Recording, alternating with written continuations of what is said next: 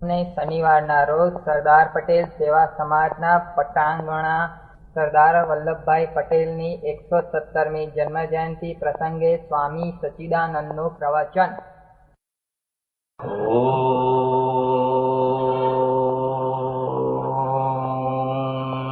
નમઃ શાંતાય.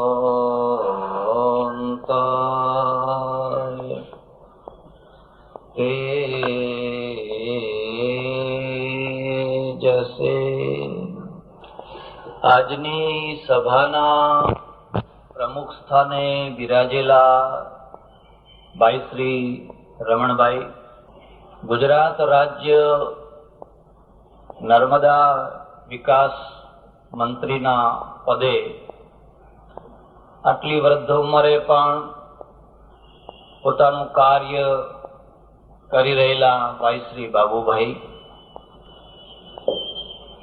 સરદાર પટેલ સેવા સમાજના પ્રમુખશ્રી, મંત્રીશ્રી અને બીજા સહયોગી ભાઈઓ, મંચ ઉપર બિરાજેલા વિશિષ્ટ મહાનુભાવો, સજ્જનો અને બહેનો, સુખનું મૂળ વ્યવસ્થા છે. શરીર જો વ્યવસ્થિત હોય તો તમને શરીરનું સુખ મળે. તમારી તિજોરી વ્યવસ્થિત હોય તો તમને તિજોરીનું સુખ મળે. તમારું રસોડું વ્યવસ્થિત હોય તો તમને રસોડાનું સુખ મળે. તમારું રાષ્ટ્ર વ્યવસ્થિત હોય તો તમને રાષ્ટ્રનું સુખ મળે. કુદરત વ્યવસ્થિત હોય તો કુદરતી સુખ મળે. કોઈ વાર કુદરતમાં અવ્યવસ્થા થાય એટલે આંધી આવે, વંટોળીઓ આવે, તોફાન આવે, અડધા કલાક માટે અવ્યવસ્થા થાય પણ આપણા બધા સુખોને હચમચાવી નાખે. આ જે વ્યવસ્થા છે બહુ મહત્વનો શબ્દ છે. એના માટે અમારે ત્યાં સંસ્કૃતમાં શબ્દ વપરાયો છે તંત્ર. તંત્ર, મંત્ર, યંત્ર અને તંત્ર. જેની આરાધના કરવાથી તમારી આંતરિક શક્તિ વધે એનું નામ મંત્ર છે. આંતરિક શક્તિ વધી એના બે પ્રમાણ છે. એક તો તમારા દોષો ઓછા થવા લાગે, તમારા દુર્ગુણો ઓછા થવા લાગે, અને બીજું તમારા સદગુણો વધવા લાગે. આ બે કામ એક સાથે થાય એનું નામ મંત્રની આરાધના. મંત્રની આરાધના કર્યા પછી આ બે માંથી એકે ન થતું હોય તો તમારી આરાધના ખોટી છે. તમે ઉધારા વાળે ચડી ગયેલા છો અને ખોટો સમય બગાડી રહ્યા છો. જેની આરાધના કરવાથી તમારી ભૌતિક શક્તિ વધે એ યંત્ર છે. હું બોલી શકું છું પણ આટલા બધા માણસોને સરળતાથી સંભળાવવા માટે આ માઇકનો આશરો લેવો પડે. મારી શક્તિને આણે 5, 10, 25 ગણી વધારી આપી આ યંત્ર છે. એના વિના પણ હું બોલી તો શકું, પણ જેટલી સરળતાથી તમે સાંભળી શકો છો અને હું બોલી શકું છું એટલી સરળતાથી ના બોલી શકું. યંત્રનું કામ છે તમારી શક્તિને અનેક ગણી વધારીને એને વધારે શક્તિશાળી કરવી. જેમ જેમ યંત્રની શક્તિ વધતી જાય એમ એમ તમારી ભૌતિક શક્તિ વધતી જાય. જેમ જેમ તમારી ભૌતિક શક્તિ વધતી જાય એમ એમ તમારી ભૌતિકતા ઉપર કાબુ આવતો જાય. પણ એની ચર્ચા નથી કરવી. તંત્રનો અર્થ છે વ્યવસ્થાની સ્થાપના. જે કંઈ તમારી પાસે છે એને જો તમે વ્યવસ્થિત કરી શકો તો તમે સુખી થઈ શકો. ઓછામાં ઓછી વસ્તુઓ હોય પણ ઉત્તમમાં ઉત્તમ વ્યવસ્થા હોય તો તમે સુખી થઈ શકો. ઘણામાં ઘણી વ્યવસ્થા ઘણામાં ઘણી વસ્તુઓ હોય પણ જો તમારી પાસે અવ્યવસ્થા હોય તો આ ઘણી વસ્તુઓ તમને દુઃખી કરી નાખે. કોની પાસે કેટલું છે એની મહત્તા બીજા નંબરે છે. જેટલું છે એની વ્યવસ્થા કરવાનું તંત્ર કેવું છે. 1962માં ભારત હાર્યું ચાઇના સાથે અને 1965માં પણ આપણે હાર્યા. મારો વિષય છે, હું એમાં રસ રાખું છું એટલે હું તમને કહું છું. હું યાત્રા કરતો હતો, એક ફોરેનનો માણસ મને મળ્યો, એનો પણ વિષય લશ્કરનો હતો. મેં એને સહેજે આ ચર્ચા થઈ, એને મને કહ્યું ભારતમાં હારવાનું કારણ એના શસ્ત્રો નથી, કારણ કે 62ની લડાઈઓ તો બંદૂકની લડાઈ હતી. બહુ નાની તોપો વપરાઈ હતી, એમાં પ્લેન નતા, ટેન્ક નતા, એ તો બહુ નાની લડાઈ હતી. ભારતની લડાઈનું મૂળ કારણ એની પાસે જે કંઈ છે એને સમય ઉપર જે રીતે વાપરવું જોઈએ ન વાપરવાના કારણે હાર થઈ છે. તમારી પાસે એટલી લડાઈ માટે તો ઘણું પૂરતું હતું, પણ કંઈ પડ્યું છે, કંઈ પણ કાઠ ખાય છે, ફલાણે આમ થાય છે, કોઈ વ્યવસ્થા નથી, કંઈ લાવવાની વ્યવસ્થા નથી, ફલાણું નથી. તમે એનો સમય ઉપર જે રીતે ઉપયોગ કરવો જોઈએ એ ઉપયોગ ન કરી શક્યા. અવ્યવસ્થા જેવો મોટો કોઈ દોષ નથી અને વ્યવસ્થા જેવો મોટો કોઈ ગુણ નથી. એટલે અમારે ત્યાં સંસ્કૃતમાં એ શબ્દ મૂકવામાં આવ્યો, તંત્ર. પ્રજાને જો સુખી કરવી હોય તો પહેલા વ્યવસ્થા તંત્ર ઉભું કરવું પડે. ઘરને જો સુખી કરવું હોય તો ઘરનું એક વ્યવસ્થા તંત્ર ઉભું કરવું પડે. પટેલ સમાજને જો બરાબર સફળ બનાવવો હોય તો પટેલ સમાજનું વ્યવસ્થા તંત્ર બરાબર થવું જોઈએ. નર્મદા યોજનાને જો પાર પાડવી હોય તો નર્મદા યોજનાના તંત્રને વ્યવસ્થિત કરવું જોઈએ. પૈસાની ખોટ એ બીજા નંબરની ખોટ છે, પણ વ્યવસ્થાની ખોટ એ સૌથી મોટામાં મોટી ખોટ છે. આ જે તંત્ર છે એને ચાણક્ય 4 ભાગમાં વહેંચ્યા છે. એના 4 પાયા ઉપર રાષ્ટ્ર ઊભું છે, 4 તંત્રો ઉપર. આ 4 શબ્દો યાદ રાખજો. સૌથી પહેલું જે તંત્ર છે એનું નામ છે વહીવટી તંત્ર. બીજું તંત્ર છે એનું નામ છે શિક્ષણ તંત્ર.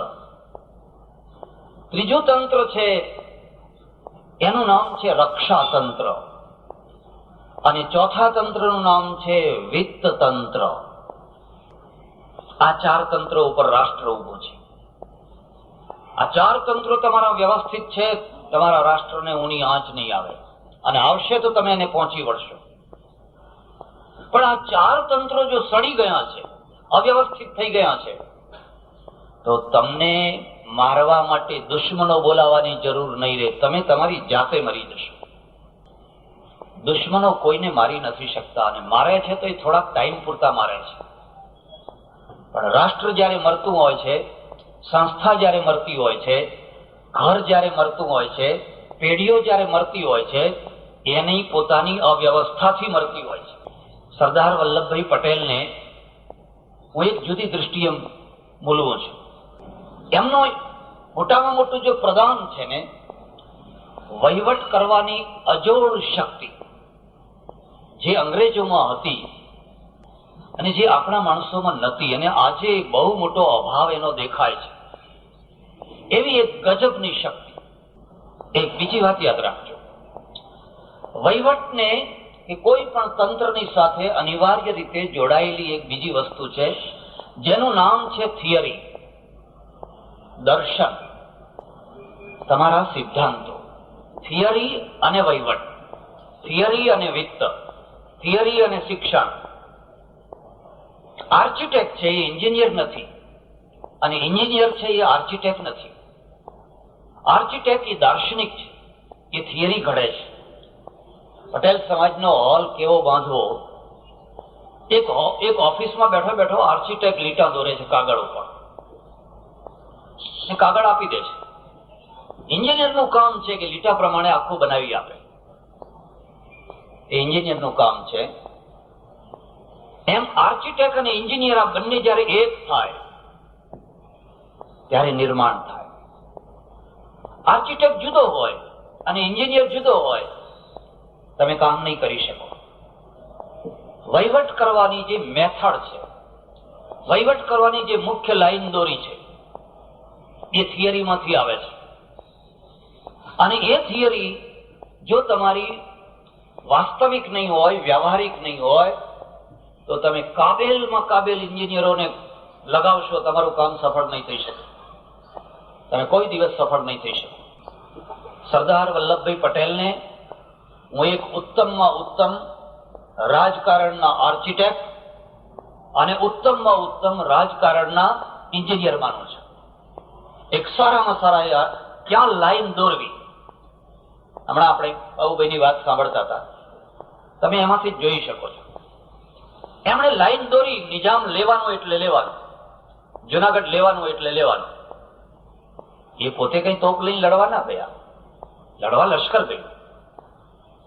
લશ્કર એન્જિનિયર છે, એ તો તમારા દોરેલી લાઈનોને કામ પૂરું કરી આપે. અહીં તગારા નાખો, અહીં કોન્ક્રીટ નાખો, નાખી આપે.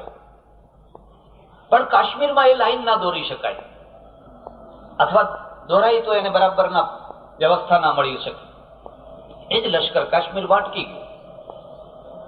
થિયરી એક બહુ મહત્વની વસ્તુ છે. તમે ઇઝરાયલ પાસેથી આ વાત શીખી શકો છો.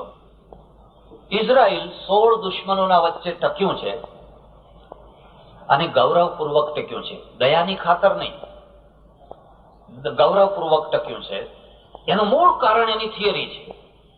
એને નક્કી કર્યું કે મારા દેશનો એક માણસ મરશે, હું સામેના 3 માણસને મારીશ. અને આ ગણિતમાં કદી પણ કોઈ ભૂલ કરવાની નહીં, કોઈને કશું પૂછવા બાકી રહેવાનું નહીં. તમે જોઈ શકો છો આજે તો એની એટલી મોટી ધાક છે કે ઇઝરાયલ સમાચાર પત્રોના પાના રોકે છે. એક જિલ્લા જેટલું નાનું સરખું રાષ્ટ્ર પણ સમાચાર પત્રોની અંદર અને સમાચારોની અંદર એ બહુ મોટું કોલમ રોકે છે. એનું કારણ એનું શારીરિક કલેવર નથી, એનું કારણ એની એક્ટિવિટી છે, એની થિયરી છે, એના એન્જિનિયર છે. તો આ 4 તંત્રો યાદ રાખજો. વહીવટી તંત્રની વાત પછી કરો. બીજું જે તંત્ર છે ને એ શિક્ષણ તંત્ર છે. શિક્ષણ તંત્ર શું કામ કરે છે? એ પ્રજાનું મગજ સુધારે છે અને પ્રજાનું મગજ બગાડે છે. મારું મગજ, તમારું મગજ કોઈ શાળામાંથી બને છે, કોઈ કોલેજમાંથી બને છે, કોઈ યુનિવર્સિટીમાંથી બને છે. અહીંયા મગજ બનાવવાનું કામ થાય છે, મગજ બગાડવાનું કામ થાય છે. જો શિક્ષણ તંત્ર બગડ્યું હોય તો એમ સમજવાનું કે આખા દેશનું મગજ બગડી જશે. અને બહુ દેખાવડો માણસ હોય, બહુ રૂપાળો હોય, પણ મગજ બગડેલું હોય તો માણસની કિંમત કેટલી? ભારતને આજે જો મોટો રોગ લાગ્યો છે, શિક્ષણ તંત્રનો લાગ્યો છે. યુનિવર્સિટીઓ ઓછી નથી થઈ, ભણનારા ઓછા નથી થયા, ભણાવનારા ઓછા નથી થયા. કૂદકે ને ભૂસકે બધું વધ્યું છે. આલીશાન બિલ્ડિંગો બની છે. વલ્લભભાઈ પટેલ કરમસદ થી પેટલાદ ભણવા આવતા. આજે તો પેટલાદ તાલુકાનું કોઈ ગામ એવું નહીં હોય જ્યાં હાઈસ્કૂલ નહીં હોય, એટલી હાઈસ્કૂલો છે. અને 20-25 કિલોમીટરના અંતરે કોલેજો થઈ છે. અને એ બધું હોવા છતાં પણ આ દેશનું જે એક આખું મસ્તિષ્ક જે ઘડાવવું જોઈએ એ નથી ઘડાઈ શકાય. એનું કારણ શું છે? વલ્લભભાઈ પટેલના શબ્દો કહું છું. મને HM કહેલું, HM પટેલે મને એક વાર કહ્યું, મને કે વલ્લભભાઈ પટેલે મને કહેલું કે જો HM કોઈ પણ કામ સારી રીતે કરવું હોય તો નાની મોટી ખુરશી ઉપર કદી નાના માણસોને બેસાડશો. આ સૂત્ર છે, આ ઉપદેશ નથી, આ સફળતા નિષ્ફળતાનું સૂત્ર છે. જ્યાં તમારે 25 હોર્સ પાવરની મોટર જોઈએ છે ત્યાં તમે 2 હોર્સ પાવરની કે 5 હોર્સ પાવરની મોટર મૂકશો, એ કદી ટાંકી ભરાવાની નથી. ત્યાં તમારે 25 હોર્સ પાવરની જ મોટર મૂકવી જોઈએ. 30ની મૂકો તો વધારે સારું. પણ જો તમે બહુ મોટી ખુરશીઓ ઉપર બહુ નાના માણસોને બેસાડી દેશો તો તમારી વિપત્તિઓનો કોઈ પાર નહીં રહે, તમારી આપત્તિઓનો કોઈ પાર નહીં રહે. કી પોઈન્ટ હોય છે જ્યાંથી પ્રજાના સુખ તૈયાર થતા હોય છે, કી પોઈન્ટ હોય છે જ્યાંથી પ્રજાના દુઃખ તૈયાર થતા હોય છે. પ્રજાને દોષ ના દેવાય. એ કી પોઈન્ટ ઉપર બેઠેલા માણસોના દોષ છે. અને કી પોઈન્ટ ઉપર જયારે વીણી વીણીને તમે બહુ નાના નાના વામનમાં, જયારે હું આ વામન કહું છું ત્યારે કોઈ જ્ઞાતિની દ્રષ્ટિએ નથી કહેતો, કોઈ જાતિની દ્રષ્ટિએ નથી કહેતો. યોગ્યતા એટલે યોગ્યતા, ગમે તે યોગ્ય માણસ, ગમે તે નાતનો હોય, ગમે તે જાતનો હોય, પણ એને લાયક હોવો જોઈએ. હું તમને શું વાત કરું, ઘણા વર્ષો પહેલા અમારે પંજાબમાં એક મંત્રી નીકળેલા યાત્રા કરવા રેલવેમાં. એક જગ્યાએ એક સ્ટેશને ગાડી ઉભી રહી. એમને કોઈ મળવા આવનારા માણસો આવેલા નહીં, મોડા પડ્યા, એટલે એમણે પેલા સ્ટેશન માસ્ટરને કહ્યું 5 મિનિટ ગાડી થોભાવો, મને જે મળવા આવવાના માણસો જો આવ્યા નથી. એટલે પેલા માસ્ટરે કહ્યું સાહેબ ગાડી લેટ ન કરાય, આ તો મેલ છે, ગાડીને લેટ ન કરાય. એને ગાડીની ઝંડી આપી દીધી. અને આ મંત્રી એવા ધુઆ થઈ ગયા. એના સેક્રેટરીને હુકમ કર્યો કે આ રેલવે માસ્ટરને અત્યારે ને અત્યારે ડિસમિસ કરો, કાગળ લખો, સહી કરીને આપી દીધો. આગળ ગયા, એના કોઈ ઓળખીતાએ કહ્યું સાહેબ આ રેલવે વિભાગ એ રાજ્યનો વિભાગ નથી, એ કેન્દ્રનો વિભાગ છે. એને ડિસમિસ કરવાનું તમારા હાથમાં નથી, એ તો કેન્દ્રનો મંત્રી એને ડિસમિસ કરી શકે. એમ જજો પેલો કાગળ પાછો લઈ આવે. વિચાર થાય કે આ લોકશાહી છે આપણી. યોગ્યતમ માણસો ફૂટપાથ ઉપર રખડતા હોય, એની કોઈ કદર ન થતી હોય, અને જેમને ખબર નથી કે આ મારો વિભાગ છે કે મારો વિભાગ નથી. એક ઘટેલી ઘટના હું તમને કહું, ઘણા વર્ષો પહેલાની છે, પણ સાચી ઘટના છે. એક ભાઈ ઉપમંત્રી થયા, ઉપમંત્રી 10-15 દિવસ થઈ ગયા હશે, અને તમે જાણતા હશો કે આ બધા ખાના ભરવા પડે છે. આને રાજી કરવા, આને રાજી કરવા, આ કોમને રાજી કરો, આ જિલ્લાને રાજી કરો, ફલાણાને રાજી કરો.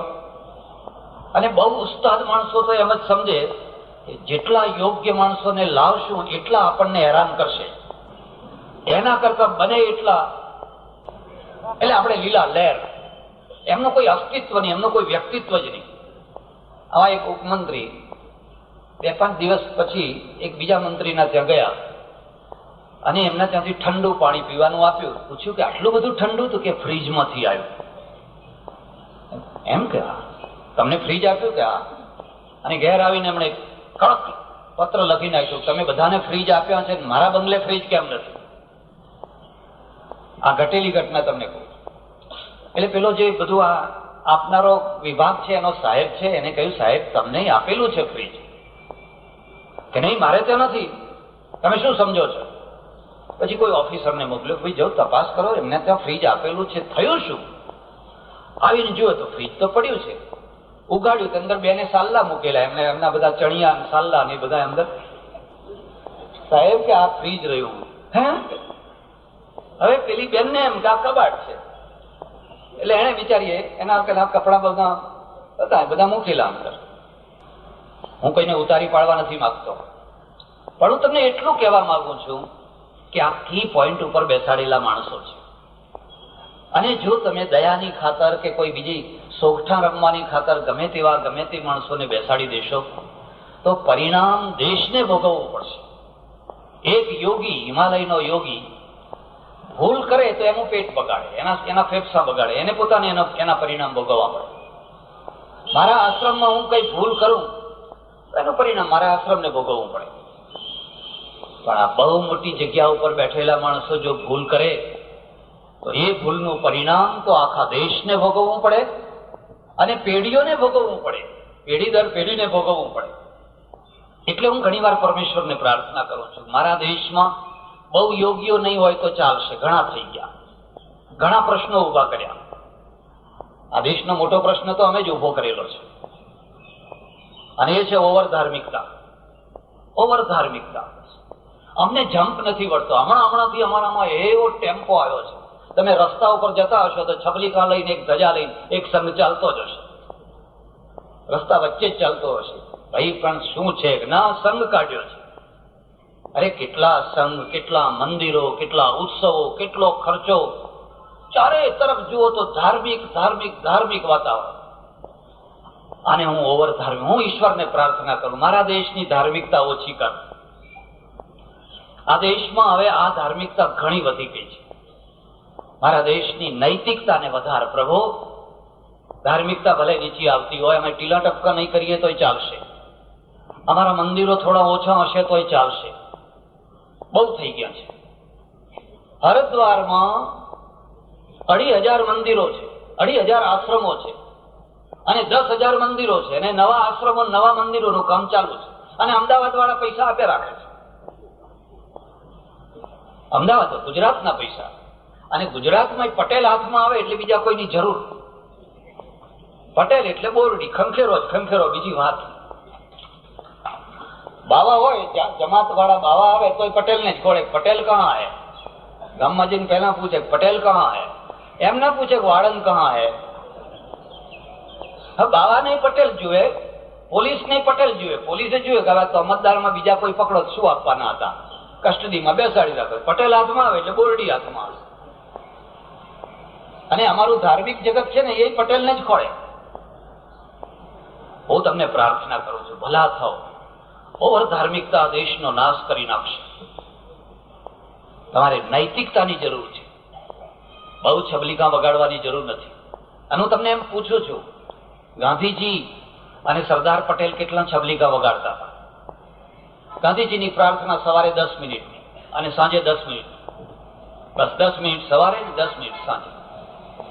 આખો દિવસ કામ કરવાનું, આખો દિવસ કામ કરવાનું. એ કામ એ જ પ્રાર્થના, કામ એ જ ઉપાસના. અને મને ખબર નથી કે સરદાર પટેલ 10 મિનિટે પ્રાર્થના કરતા હતા કે નહીં, એ તો ભગવાન જાણે. ખરી પ્રાર્થના છે તમારી ડ્યુટી ને બરાબર બજાવવી, એનાથી મોટી કોઈ પ્રાર્થના નથી. એક ગામમાં ગયો, એક ડોક્ટર મળવા આવ્યા. બેઠા બેઠા બેઠા ઉઠે જ નહીં. સત્સંગનો જેટલો લાભ લેવાય એટલો સારો એમ. મેં કહ્યું ભાઈ તમારો સરકારી ડોક્ટર, મેં કહ્યું તમારો ટાઈમ થયો દવાખાને જવાનો, જાઓ હવે ઉઠો જાઓ. મને કે ના બાપજી રામ રાજ્ય છે અમારા દવાખાનામાં. તો રામરાજ્યનો અર્થ તમે સમજો? મેં કહ્યું કેમ રામરાજ્ય છે એટલે? મને કે હું તો અઠવાડિયે એક વાર જઉં છું, કમ્પાઉન્ડર સારો છે અને બધું સંભાળી લે છે. ખબર નહીં આ ગાંધીજીનું રામરાજ્ય આવું હતું કેવું હતું. ગાંધીજીનું જે રામરાજ્ય હોય એ ખરું, પણ બાબુભાઈ આપણે આવું રામરાજ્ય લાવ્યું છે અને તમારા સરકારી કર્મચારીઓને રામરાજ્ય છે. આજ નગરપાલિકાની ઓફિસોમાં જઈને જોજો. મને ઓફિસના એક માણસે વાત કરી, મને કે 3 વાગ્યા પછી જો તમે ઓફિસોમાં આવો તો જે બેન કર્મચારીઓ છે ને એમના ટેબલ ઉપર શાક સુધારતી હોય છે બેઠી બેઠી. 3 વાગે એટલે ત્યાં પેલું મધ્યાહન ભોજન જેવું કોઈ રસોડું ચાલે છે? મને કે નહીં, ઘેરનું શાક. ઘેર જઈને શાક સુધારવાનો ટાઈમ બચાવવા માટે એ ટેબલ ઉપર બેઠી બેઠી શાક સુધારે. એટલે સરકારનો પગાર અને શાક સુધારવાનું ઘરનું. હવે આને રામરાજ્ય કેવું હોય તો કહી શકો છો. મને કે અમારે તો રામરાજ્ય છે. તમે તો ત્યારે તમે 8 દિવસ સુધી કરો છો શું? અઠવાડિયામાં એક વાર દવાખાને જાઓ છો, કરો છો શું? મને કે આ બુલેટ લઈને ગાયત્રીનો પ્રચાર કરું છું, ગામે ગામ ફરીને ગાયત્રી માતાનો પ્રચાર કરું છું. હવે તમે કલ્પના કરી શકો છો કે આ ગાયત્રીને આને કઈ લેવા દેવા ખરી? હું નથી સમજતો કે કોઈ નાસ્તિક ગાયત્રીનો દુશ્મન બનશે. ખરો દુશ્મન તો આ એનો પ્રચારક દુશ્મન છે. ધિયો યો ન પ્રચોદયાત. જેની પાસેથી સદબુદ્ધિની પ્રેરણા માંગી છે, અને સદબુદ્ધિનો અર્થ થાય છે તું તારી ડ્યુટી બજાવ. હવે ડ્યુટી કહે છે રામરાજ્ય છે અને ગાયત્રી માતાનો પ્રચાર કરવા નીકળ્યો છે. તારા દર્દીઓને સાચવ. એટલે સરદાર પટેલ છે. સરદાર પટેલની જો વિશેષતા કોઈ હોય તો એ રીતે છે કે એમણે જોયું કે થિયરી અને વહીવટ આ બંનેમાં એક રૂપતા હોવી જોઈએ, ભિન્ન રૂપતા ના હોવી જોઈએ. નિજામ લેવું છે. હવે તમે અહિંસા ને હિંસા ને આ ને એ બધા ચોથવા બેસો તો કામ ના થઈ શકે. બધા વેદિયા ભેગા થાય ને એ કશું નક્કી ના કરી શકે. એમણે કહ્યું એ બધું તમારે જે નવરા બેઠા બેઠા જે કરવું હોય, મારે નિજામ લેવું છે ને લેવું છે. જો એ સીધી રીતે ના મળે તો લશ્કરના દ્વારા લેવું છે. અને લશ્કર ત્યાં જાય એટલે કઈ માળા પહેરાવા ના જાય. લશ્કરનું કામ કરે. જુનાગઢ લેવું છે એ લેવું જ છે. કાશ્મીર લેવું છે એ લેવું જ છે. જે ઊંચી ખુરશીઓ પર બેઠેલા છે પહેલા એ દ્વિધામાં ના હોવા જોઈએ. એ પોતે જો દ્વિધામાં હશે ને એમના લીટા દોરેલા બધા ખોટા પડવાના છે. આમ કરવું કે આમ કરવું, આમ કરવું કે આમ કરવું. 1962માં આપણે એટલા માટે હાર્યા કે આપણે દ્વિધામાં રહ્યા, અને 1965માં એટલા માટે આપણે હાર્યા કે નિર્ણય લેવામાં 8 દિવસ મોડા પડ્યા. હું ત્યારે કાશીમાં હતો અને યુનિવર્સિટીમાં જતો ત્યારે બધા મારી રાહ જોઈને બેસતા. હું નકશા દોરીને બધું સમજાવતો કે આ ક્યાં ક્યાં લડાઈ થઈ છે. જયારે 96 ટેન્કો લઈને યાહિયા ખાન છે એ છંબના એરિયામાં પડ્યો, એનું જે પુરવઠા તંત્ર હતું એ 14 કિલોમીટર દૂર હતું, સિયાલકોટ, અને આપણું જે પુરવઠા તંત્ર હતું એ 120 કિલોમીટર દૂર હતું, પઠાણકોટ. બેમાં આટલો ડિફરન્સ હતો. પેલો તૈયારી કરીને પડેલો, આપણી જે નજીકની ચોકીઓ હતી બધું ઉડી ગઈ. ઠેઠ અખનૂર સુધી પાકિસ્તાનનું લશ્કર જયારે પહોંચ્યું અને એમ લાગ્યું કે જો અખનૂરનો પુલ તૂટ્યો અને અખનૂર જો એમના હાથમાં આવી જશે તો ઉપરનો આખો ઉરી, પૂંછ, રાજૌરી આખો એરિયા, અડધું કાશ્મીર એના હાથમાં ચાલ્યું જશે. આ રોકવા માટે હું હમણાં 2 વર્ષ પહેલા હૈદરાબાદ ગયો હતો અને બન્યું એવું કે મારે વાયુપુરીમાં ઉતરવાનું થયું. વાયુપુરી એટલે એરફોર્સની બધા રહેઠાણ, અને એમાં એ પ્રસંગ એવો બન્યો કે એક પ્રવચન મારે લશ્કરના જનરલો પાસે આપવાનું થયું, અને લશ્કરના જનરલો પાસે પ્રવચન આપવાનું થયું તો બધા મિત્રો થઈ ગયા, એટલા બધા મિત્રો થઈ ગયા. પછી રિટાયર્ડ એક રાવ કરીને હતા, એને મને કહ્યું કે મેં કહ્યું તો મને કંઈક સમજાવો, મને સંભળાવો કે આ લડાઈમાં તમે બધાએ શું કર્યું. એને મને વાત કરી. પઠાણકોટથી જયારે આપણા વેમ્પાયર વિમાન ગયા, ખખડી ગયેલા, હાવ નક્કામાં, અંગ્રેજો જે છોડીને ગયેલા આઉટડેટ થઈ ગયેલા, એ સફળ ન રહ્યા, પાછા આવ્યા, અને આપણે હારતા ઠેઠ છંબનો એરિયા હારીને અખનૂર સુધી પહોંચી ગયા. નાકમાં પાણી ભરાવાની તૈયારી. છેલ્લી ઘડીએ શાસ્ત્રીજીએ ઓર્ડર કર્યો કે હવે તમે લાહોર તરફ જાઓ, હવે તમે બાડમેર ને જેસલમેર ને અહીંયા આ બધો ગુજરાતથી સુઈગામથી પણ આગળ જાઓ. આગળ ગયા, ઈચ્છોગીલ નહેરમાં અટકી ગયા, આગળ જઈ ન શક્યા. બહુ લાંબી કથા છે, પણ આ કામ જો 8 દિવસ પહેલા થયું હોત ને, પરિણામ જુદું હોત. કોઈ દિવસ ધ્રુજતા માણસના હાથમાં પિસ્તોલ ના આપશો, ને તો એ પિસ્તોલ એને જ માર આપશો. જેના હાથ ધ્રુજે છે એના હાથમાં કદી તલવાર ના આપશો. જેના હાથ મક્કમ છે એના હાથમાં લાકડી આપશો ને તે તલવાર વાળાને પાડી દેશે, કારણ કે એનું માઇન્ડ છે દ્વિધામાં નથી. એ પોતે નિર્ણય બરાબર મક્કમ કરીને બેઠેલો છે, અને પેલો તો ધ્રુજે છે કે કામ કરું, પછી કોર્ટ થશે, પછી ફાર્મ થશે, પછી સજા થશે, પછી મારી બૈરીનું શું થશે, મારા છોકરાનું શું થશે, એનું કામ. સરદાર પટેલની અંદર એક મક્કમ શક્તિ, દ્રઢ નિશ્ચય, અને દ્રઢ નિશ્ચયને લાગુ કરવાની એટલી દ્રઢતા.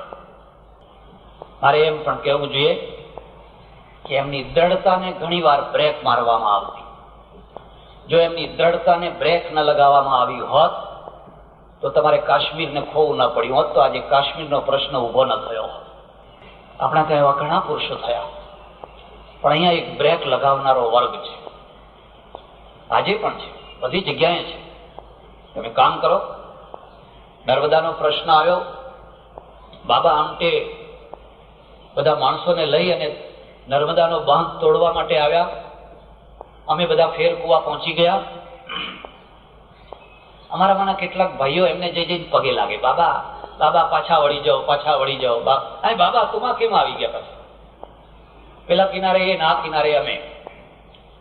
એવા તુમાખામાં આવી ગયેલા, વાત ના કરો. આ પગે લાગનારાને મેં કહ્યું, લ્યા રેવા દો, બંધ કરો, તમે મને આપો બધો વહીવટ, હું એમને હમણાં બગાડું, તમે જુઓ કેવો ભાગે છે. એની જિંદગીમાં જો કોઈ વાર પગ મૂકે તો મને કહેજો, હું હાથ નહીં ઉપાડું. કીધું ના ના ના ના, આપણાથી એવું ના થાય. લોકો શું કહેશે, ફલાણા શું કહેશે. મરો ત્યારે હવે શું કહેશે, શું કહેશે, આ શું કહેશે ને શું કહેશે. એમાં જો ઇઝરાયલ રહ્યું હોત તો ઇઝરાયલ મરી ગયું હોત. ક્યાં નહેરુ જે કાશ્મીરનો કેસ લઈ ગયા ને, એ શું કહેશે ને શું કહેશે જ લઈ ગયા. બાકી એ વખતે જો ફરચો કરી નાખ્યો હોત ને. રાજકારણમાં વિજયનો ઇતિહાસ લખાય છે, પરાજયનો નહીં. પૃથ્વીરાજ કેટલો મહાન હતો કે કેટલો ફલાણો હતો એની કોઈ કિંમત નથી, પરાજય એ જ વસ્તુ છે. વિન્સ્ટન ચર્ચિલ છે, એને કેવી રીતે વિજય મેળવ્યો અને હિટલર કેવી રીતે હારી ગયો એ તો પાછળના લોકો બધું કર્યા કરે, પણ વિન્સ્ટન ચર્ચિલ જીત્યો એ જ મહત્વની વસ્તુ. અને હિટલર જો જીત્યો હોત ને તો વિન્સ્ટન ચર્ચિલને રાક્ષસ બનાવી દીધો હોત કે આ બધા રાક્ષસો હતા, અને આપણે આપણા ઘરોમાં બધા હિટલરના ચિત્રો હોત. હિટલરે આ અંગ્રેજોને ભગાડ્યા એ રીતે. રાજકારણ એ રાજકારણ છે, શામ દામ દંડ અને ભેદ. એટલે ભગવદ્ ગીતામાં તમે જોશો, મહાભારતમાં જોશો, યુધિષ્ઠિરને સેનાપતિ ના બનાવ્યા. યુધિષ્ઠિર મોટો ભાઈ છે પણ એને સેનાપતિ ના બનાવ્યા. બહુ સારું કર્યું, કારણ કે હવે નરોવા કુંજરોવા બોલવા તૈયાર નથી. એ કેવી રીતે યુદ્ધ કરી શકે? પેલો કૃષ્ણ કે છે બોલો બોલો, નહીં તો આપણો કચર ઘાણ નીકળી ગયો, કે નીકળવા દો, જેમ થતું હોય એમ થવા દો, પણ હું નહીં બોલું. તો કે નરોવા કુંજરોવા તો બોલો. મારી દ્રષ્ટિએ બહુ ધર્માત્માઓ હોય ને એમને એકાદ મંદિરમાં હિમાલયમાં ગુફામાં બેસાડી દેવા જોઈએ.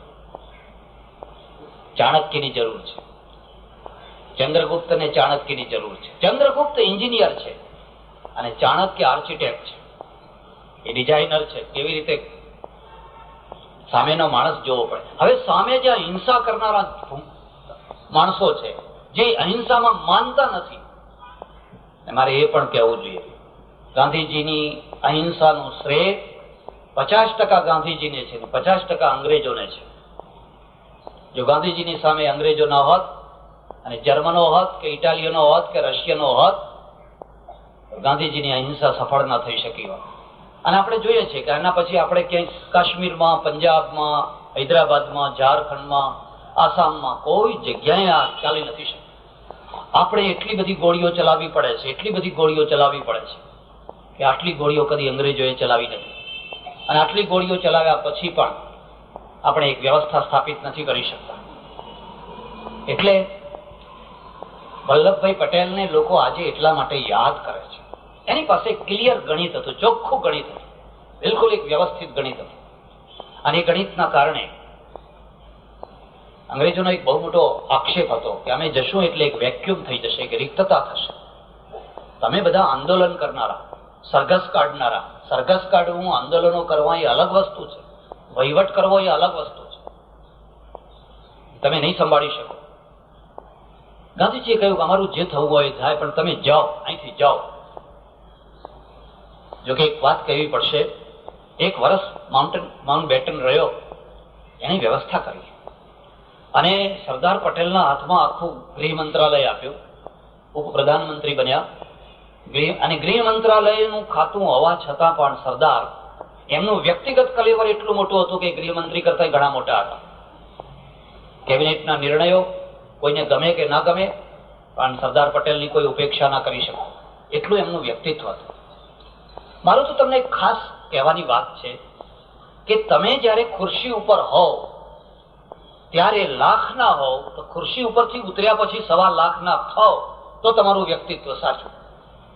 પણ ખુરશી ઉપરથી ઉતર્યા પછી જો કોડી ના થઈ જાઓ તો તમે ડુપ્લિકેટ માણસ છો, તમે બોગસ માણસ છો. તમે માત્ર ખુરશી ઉપર બેસીને જ તમારી મહિમા વધારી શક્યા. સરદાર પટેલની પાસે એવું વ્યક્તિત્વ હતું કે ખુરશી ઉપર હોય તો, અને ગાંધીજીમાં તમે જોઈ શકો કોઈ ખુરશી ઉપર નહીં, અને વગર ખુરશીએ પણ એમનું વ્યક્તિત્વ એટલું કે ભારતના માણસોને તો નોંધ લેવી પડે, દુનિયાના માણસોને એની નોંધ લેવી પડે.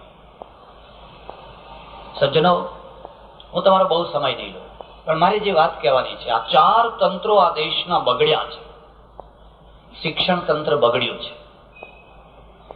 એક જમાનો હતો જયારે આ સરસ્વતીનું મંદિર એટલે એટલું પવિત્ર ગણાતું, એનો શિક્ષક, એનો પ્રોફેસર એટલે પ્રોફેસરનું કેટલું માન.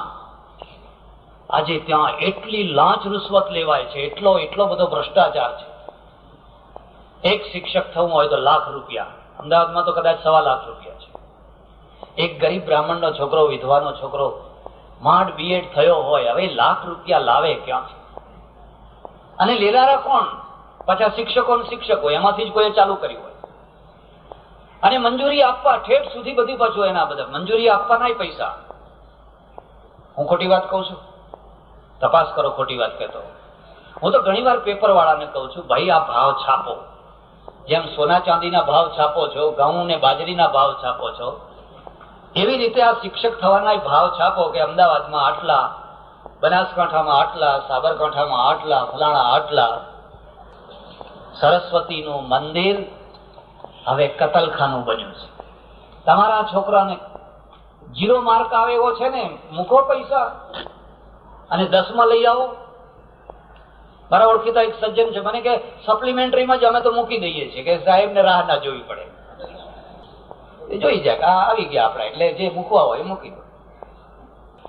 એક જમાનો હતો, અંગ્રેજ છે ને એ જજ હોય, એના બગલે કોની તાકાત કોઈ પગ મૂકી શકે?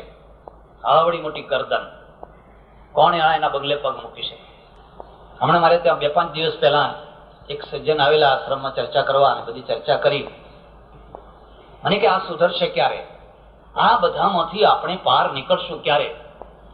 મેં કહ્યું ખોટું ના લગાડો તો એક વાત કહું, અને તમને કહું છું, તમને ખોટું ના લાગે તો, ને લાગે તો ભાઈ તમે જાણો. મને કે શું? મેં કહ્યું આ એક બંગલામાં જઈને તપાસ કરી આવો, એ બંગલામાં પાડેલા કૂતરા દેશી છે કે પરદેશી છે? એક બંગલો મને બતાવો જ્યાં દેશી કૂતરું પાડેલું હોય. અને કે શું કહેવા માંગો છો? મેં કહ્યું એ કહેવા માંગુ છું કે આ 5-5, 10-10, 20-20 હજારના પરદેશી કૂતરા પાડ્યા છે, એના કરતા મારા આશ્રમમાં જોઈએ એટલા દેશી છે, હું મફત આપું લોકો, મારા આશ્રમમાં હેરાન કરી નાખે. મને કે મહારાજ દેશી કૂતરું ના પડાય, એ તો પરદેશી પડાય. કેમ?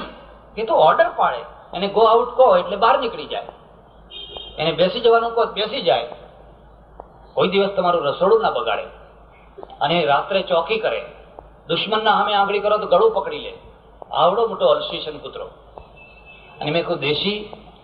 કે દેશી કૂતરું તો એવું ને કે આપણે જરાક ખસ્યા નહીં, રસોડામાં પેટલું નહીં, જેટલા મોઢા ભરે એટલા. અને રાત્રે જયારે તમને ઘસઘસાટ ઊંઘ આવતી હોય ત્યારે પેલું ભસતું હોય, ટવ ટવ ટવ, આખી રાત ભસતું હોય. અને ચોર આવે ત્યારે ચૂપ થઈ જાય. એટલું નહીં, સામે ચાલીને ચોરના પગ ચાટવા જાય, આવો આવો પધારો, એમ આવો પધારો. મેં કહું બસ મારે આ જ કેવું છે, મારે આ જ કેવું છે. આપણા ત્યાં મોટી ભાગની ખુરશીઓ ઉપર આ દેશી કૂતરા બેસી ગયા છે. જે રસોડું એમને સાચવવા આપ્યું છે એમ જ મોઢા ભરે છે, એમ જ મોઢા ભરે છે. હવે આ રસોડું જ અપડાવી નાખે.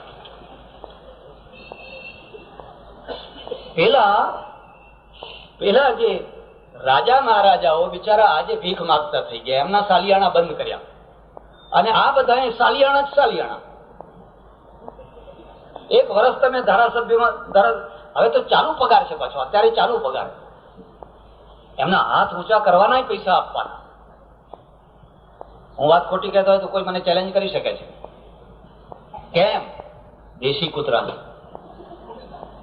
તમે એમના ભરોસે રસોડું ના સાચવી શકો. પહેલા એક આવડી મોટી ગરદન વાળા કોઈ હશે નહીં, હોય એમ નહીં, અલ્સીશન જેવા હશે, સાચા માણસો હશે. પણ આ દેશી કૂતરા એને બચકા ભરતા હશે. તું નીકળ અહીંથી, તું ક્યાં આવ્યો અહીંથી, નીકળ. આ 10-15% આવા હશે, ઓફિસરો હશે, મંત્રીઓ હશે, 10-15% હશે. કાં તો એ સૂટ નહીં થઈ શકતા હોય ને, કાં તો તકલીફ ભોગવીને રહેતા હશે. 85% તમે એને પેટ્રોલ પંપ ઉપર બેસાડો તો એમાં ભેળસેળ કરશે. તમે એને દૂધ મંડળીમાં બેસાડો તો દૂધ જોઈને ટેસ્ટ નહીં કાઢે, મોઢું જોઈને ટેસ્ટ કાઢે. ઓહો ભાભી તમે આયા કે? હા હાલો.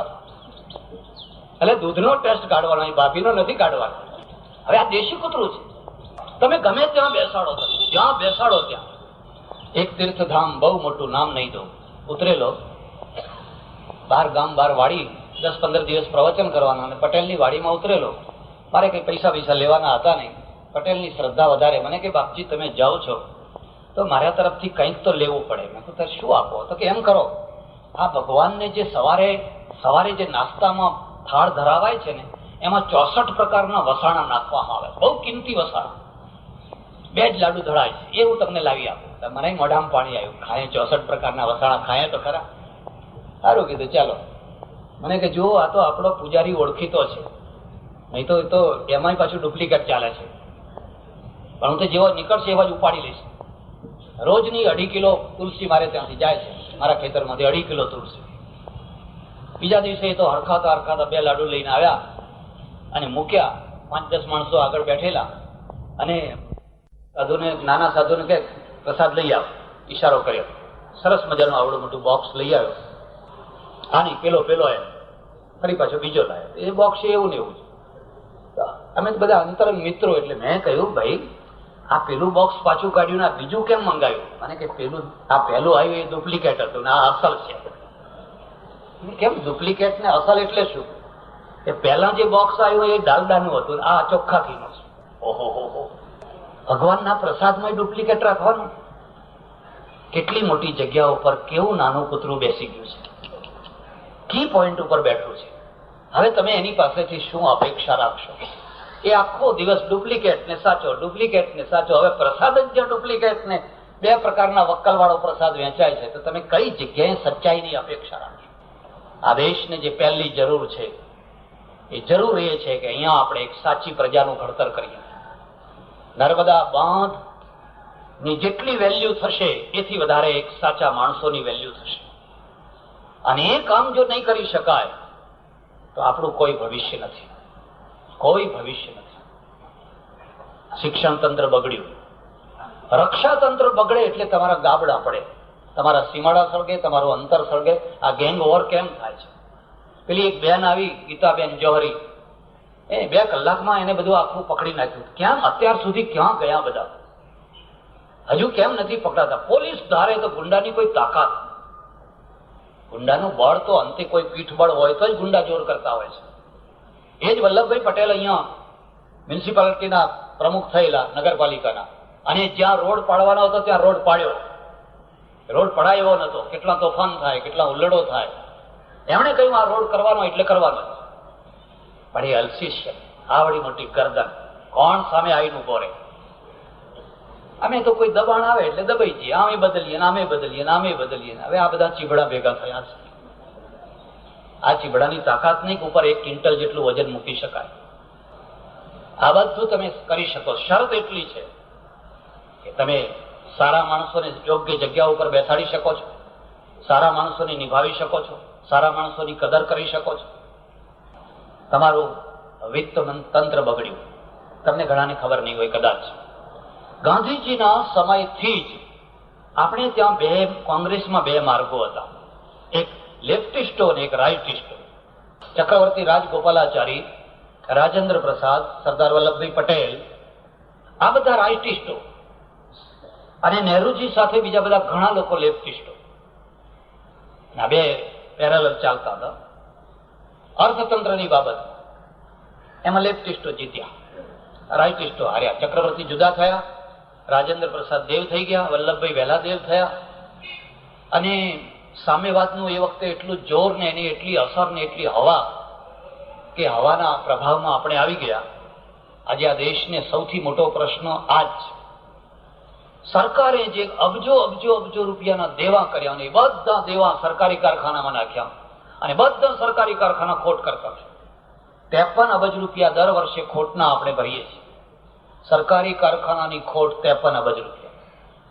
મને યાદ છે ઇન્દિરાબેને જયારે બેંકોનું રાષ્ટ્રીયકરણ કરેલું ત્યારે અમુક લોકો એટલા ખુશ થયેલા, હા ભારતમાં ક્રાંતિ આવી ગઈ, ક્રાંતિ આવી ગઈ, ક્રાંતિ આવી ગઈ.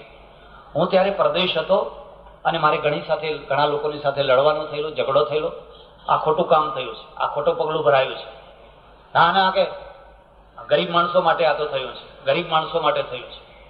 આજે આપણે જાણીએ છીએ કે આ મોટા ભાગની આ બધી બેંકો એટલા ઘોટાળા કરીને બેઠી છે, એટલી ખોટમાં ચાલે છે. 1 માણસની જગ્યાએ 3 માણસ, અને પગાર જુઓ તો ધૂમ પગાર, કામ જુઓ તો કશું નહીં. હવે આ કોના બાપની દિવાળી? હવે આજે સરકારના ગળામાં હાડકું છે. હમણાં 70 કરોડ આપ્યા સરકારે, નર્મદામાં ના આપી શકે. આ સરકારી કર્મચારીઓને 70 કરોડ આપ્યા વિના છૂટકો નહીં. યુનિયન એટલું જોરદાર છે, યુનિયન એટલું જ શક્તિશાળી છે કે તમારે આપ્યા વિના ચાલે નહીં. આ યુનિયનનો રાક્ષસ આપણે જ બનાવ્યો, આપણે જે ઉભો કર્યો. હવે એને કોણ નાખી શકે?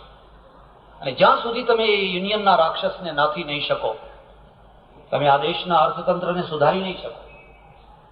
તમારે આ બેંકોને રિવર્સ કરવી હોય તો નહીં કરી શકો. તમારે બીજા પગલા લેવા હોય તો તમારે એસટી છે દર વર્ષે 200 કરોડની ખોટ કરે, જી બોર્ડ 200 કરોડની ખોટ કરે, તમે કઈ ફેરફાર નહીં કરી શકો. બધાના યુનિયન છે, ખોટ કરે કે ગમે તે કરે, અમને આપો નહીં તો હડતાલ. આ કોણ સુધારી શકે? આ એ જ સુધારી શકે કોઈ વલ્લભભાઈ પટેલ જેવું વ્યક્તિત્વ હોય. પેલી બ્રિટનની થેચર હતી, એ થેચર જેવું વ્યક્તિત્વ હોય અને એ સમજે કે જો લોકશાહીના કારણે આ બધું થતું હોય તો આપણે કઈ બીજો વિકલ્પ ખોળો, અને એવો વિકલ્પ ખોળો કે જેથી આ દેશને એકદમ બરાબર વ્યવસ્થિત કરી શકે. સજ્જનો, 1000 ડોક્ટરો પેદા કરવા એ કોઈ બહુ અઘરું કામ નથી. 1000 એન્જિનિયરો પેદા કરવા એ બહુ અઘરું કામ નથી. 1000 કવિઓ પેદા કરી શકાય ને 1000 સાહિત્યકારો પેદા કરી શકાય, પણ એક એડમિનિસ્ટ્રેટર પેદા કરવો એ બહુ અઘરું કામ છે. એક એડમિનિસ્ટ્રેટર છે એ કરોડનું ભવિષ્ય નિશ્ચિત કરતો હોય છે. કરોડનું ભવિષ્ય. ભારતની આઝાદીના ઇતિહાસમાં એડમિનિસ્ટ્રેટરની દ્રષ્ટિએ, વહીવટદારની દ્રષ્ટિએ વલ્લભભાઈનો કોઈ જોટો નથી. મને એની જોડે બેસાડી દો આપો કે આ માણસ એની જોડે બેસી શકે, એનો કોઈ જોટો નથી. આપણે દર વર્ષે સમય ઉપર એમને યાદ કરીએ છીએ, પણ યાદ કરીને શું? અત્યારે વલ્લભભાઈ હોત તો, અત્યારે અરે ભાઈ હોત તો એના કરતા તમે થાવ ને, તમે વલ્લભભાઈ થાવ ને. વલ્લભભાઈ થવું રમત વાત નથી. એક પર્સનાલિટી, એક વ્યક્તિત્વ, એક સિદ્ધાંત, એક કુશળતા, એક નિર્ણય શક્તિ, આ બધું ભેગું થાય ત્યારે એક એડમિનિસ્ટ્રેટર પ્રાપ્ત થતો હોય છે, અને એ આખા દેશનું ભલું કરતો હોય છે. આજના દિવસે પરમેશ્વરને હું તો એટલી પ્રાર્થના કરું કે અમારે ત્યાં ભગવાન નવો જન્મ નહીં લે તો ચાલશે. ઘણા જન્મ લીધા, અને અત્યારે તો 900 જીવતા ભગવાનો છે. 900 ભગવાન જ ભગવાન. 2-5 તો મારા ઓળખીતા જ પાછા. બધા ભગવાન બધા. એમની જરૂર નથી. મારા દેશને જરૂર છે એક વલ્લભભાઈના નવા જન્મની. એક નવો વલ્લભભાઈ આવે અને આ જે આખો દેશ અંદરથી તૂટવા માંડ્યો છે, આર્થિક રીતે, ભૌગોલિક રીતે, બીજી બધી રીતે, એ બધાને ફરી હરખો કરી આપે. તમને કોઈને ખબર હોય કે ન હોય, G7 નામ સાંભળ્યું છે? G7 હવે G12 થયા, 12 થયા. દુનિયાની સમૃદ્ધ પ્રજાના 12 દેશો, 7માંથી 12 થયા. 3-4 વર્ષ પહેલા એમણે મીટિંગ કરી અને એમણે નક્કી કર્યું કે જે દેશો સ્વતંત્ર થયા છે એ બધા આવનારા 50 વર્ષમાં ગુલામ થઈ જવાના છે. આપણે આખી દુનિયા સંભાળી લેવાની છે, માટે આજથી તૈયારી કરો. કાન ખોલીને સાંભળી લેજો. આ બધા દેશો હવે 50 વર્ષમાં પાછા ગુલામ થઈ જશે. હવેની જે ગુલામી છે એ તમારો ઝંડો નહીં બદલાય, રાષ્ટ્રપતિ તમારો, પ્રધાનમંત્રી તમારો, પણ તમારા અર્થતંત્રની ચોટી G7 ના હાથમાં, તમારા રક્ષાતંત્રની ચોટી G7 ના હાથમાં, તમારી વિદેશ નીતિ G7 ના હાથમાં, તમારી ટેકનોલોજી છે એની ચોટી G7 ના હાથમાં. બાકી બધું તમે તમારો જે વહીવટ, જેમ પહેલા દરબારો કરતા હતા એમ કર્યા કરો. જો આ દશાને આપણે આજથી જો દૂર કરવી હોય તો એક જ રસ્તો છે કે આપણું શિક્ષણ તંત્ર, આપણું અર્થતંત્ર, આપણું રક્ષાતંત્ર અને આપણું વહીવટ તંત્ર, આ ચારેય તંત્રોને આપણે બરાબર મજબૂત બનાવીએ, બરાબર સચોટ બનાવીએ. તો G7 કદાચ આપણને ભેળવી લે કે તમે અમારા ભળો. નહીં તો જે 200 વર્ષ પહેલા, 300 વર્ષ પહેલા જે દુનિયાની દશા થઈ હતી ફરી પાછી થવાની છે. એ લોકોએ ભવિષ્ય ભાગ્યું છે. આ બધા આઝાદ થયેલા બધા દેશોના અર્થતંત્ર તૂટી પડ્યા છે, બધા દેવાદાર થઈ ગયા છે, કોઈની ઉત્પાદન શક્તિ વધી નથી, રક્ષાતંત્ર તૂટી પડ્યું છે, અંદરનું મેનેજમેન્ટ તૂટી પડ્યું છે, અરાજકતા વધી ગઈ છે, આખું રાજતંત્ર તૂટી પડ્યું છે. આપણે જ આ બધું સંભાળવું પડશે. આવી સ્થિતિમાં આપણે શાંત બેસી રહીએ એ બરાબર નથી. જે માણસ જ્યાં હોય ત્યાં એક નાના વલ્લભભાઈનું રૂપ ધારણ કરે અને પ્રજા જ એક એવું કાઠું ઉત્પન્ન કરે કે જેથી આ દેશ ફરી પાછો બરાબર વ્યવસ્થિત થઈ જાય.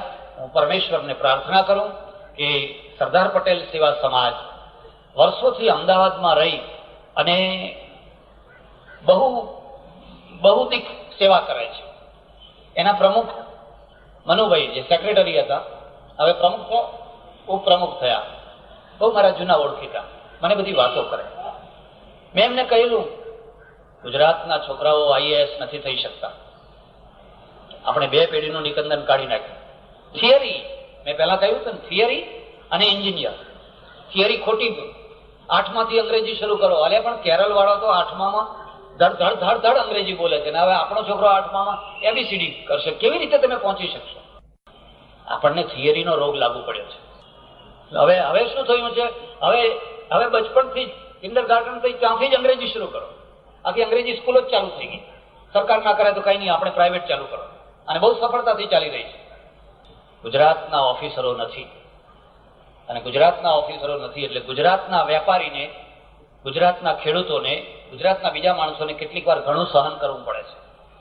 અહીંનો આઈએએસ ઓફિસર થવો જોઈએ તો આપણા છોકરાઓને સ્પેશિયલ કોચિંગ ક્લાસ રાખીને આઈએએસ થવાની ટ્રેનિંગ આપો, એનું અંગ્રેજી સુધારો, એનું બીજું બધું સુધારો. મને આનંદ છે કે અહીંયા એ કામ થાય છે. અને આ જે પાટીદાર સમાજ છે એ સમાજના પણ બીજા ઘણા બધા કાર્યો કરે છે. આપણું પ્રેરણા બિંદુ સરદાર પટેલ છે, આપણું લક્ષ્ય સરદારનો માર્ગ છે. એટલે મેં ત્યાં ફેરકુવામાં કહ્યું કે તમે એમ ના સમજતા કે આ ગુજરાત ગાંધીજીનું જ છે. ગાંધીજીનું તો છે જ, પણ સરદારનું છે. અમે બે માર્ગે ચાલીએ છીએ. પહેલા ગાંધી માર્ગે ચાલીએ છીએ, હાથ જોડીએ, પગે પડીએ, બધું કરીએ, અને જયારે કોઈ ઉપાય ના રહે પછી અમે સરદાર માર્ગે ચાલીએ છીએ. યાદ રાખજો, ખાલી અમે એકલા ગાંધી માર્ગે જ નથી ચાલતા, અમારી પાસે બંને માર્ગો છે, અને બંને માર્ગો હોવા જ જોઈએ. તો હું પરમેશ્વરને પ્રાર્થના કરું કે સરદારની સફળતા, સરદારની કુશળતા એક નાગરિકમાં ઉતરે, આદર્શ થઈને ઉતરે, અને એ પ્રમાણે આપણા ભવિષ્યનું ઘડતર થાય. આભાર, ધન્યવાદ, હરિઓમ. સરદાર પટેલના જીવન ચરિત્ર અને શક્તિ ઉપર સ્વામીજી સચ્ચિદાનંદજીએ જે પ્રકાશ પાડ્યો, ખૂબ ખૂબ આભાર. એટલે હું એને એ સંદેશાને મારી રીતે જરા બદલી નાખું છું. હું સંદેશો લોકોને આપું તો એ આપું છું, સુખી થાવ અને સુખી થવા દો. તમે સુખી થાવ, સારી ગાડી લાવો, સારું ફ્રીજ લાવો, સારો બંગલો બાંધો. બાવા નથી થવું હો, આલે કરીને હેડો બધા કરો, એક જમાત ઉભી અને પરલોકનો સોદો કર્યા કરો. નહીં, સુખી થાવ. પાટીદારો, તમારા પૂર્વજો બહુ દુઃખી થયા, વગર પાપે દુઃખી થયા. પાપે દુઃખી થાય તો સમજી શકાય. કાળી મજૂરી, મજૂરીમાં જરાય કચાશ નહીં, કોઈની ચોરી નહીં, કોઈનું પડાવી નહીં લેવાનું, અને છતાંય દેવાદાર દેવાદાર દેવાદાર, એટલા દેવાદાર એ દેવામાંથી બહાર ના નીકળી શકે. હવે છેલ્લા 40-50 વર્ષમાં તમારું આખું ચક્ર બદલાયું. તમે સુખી થયા એટલે ભલા થજો. કોઈના સુખને જોઈને પેટ બાળશો નહીં.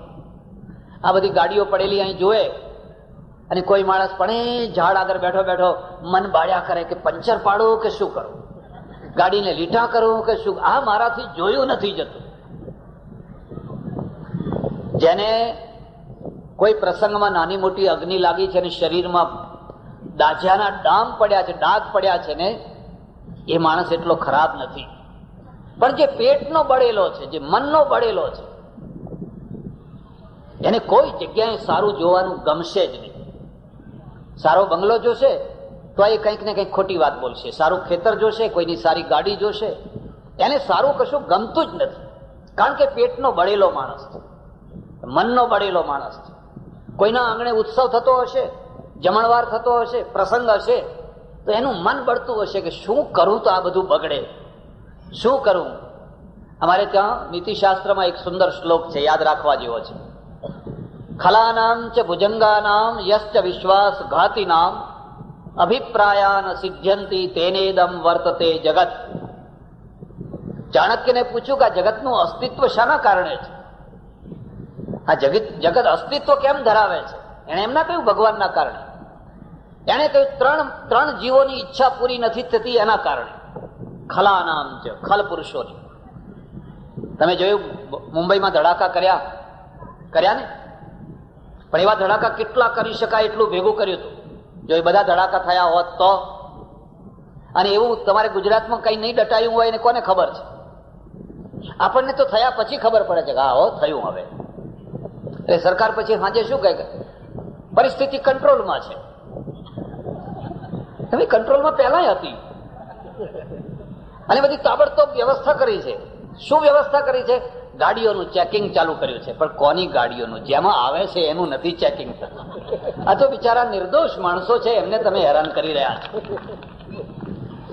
મેં એક પોલીસ વાળાને કહ્યું, મને કે મહારાજ શું કરીએ, આ તો ખાના ભરવાનું છે બધું. અમે જાણીએ છીએ કે જે લાવનારા છે એ જુદા છે ને, એ અહીં અમારી ઝડપમાં આવે જ નહીં.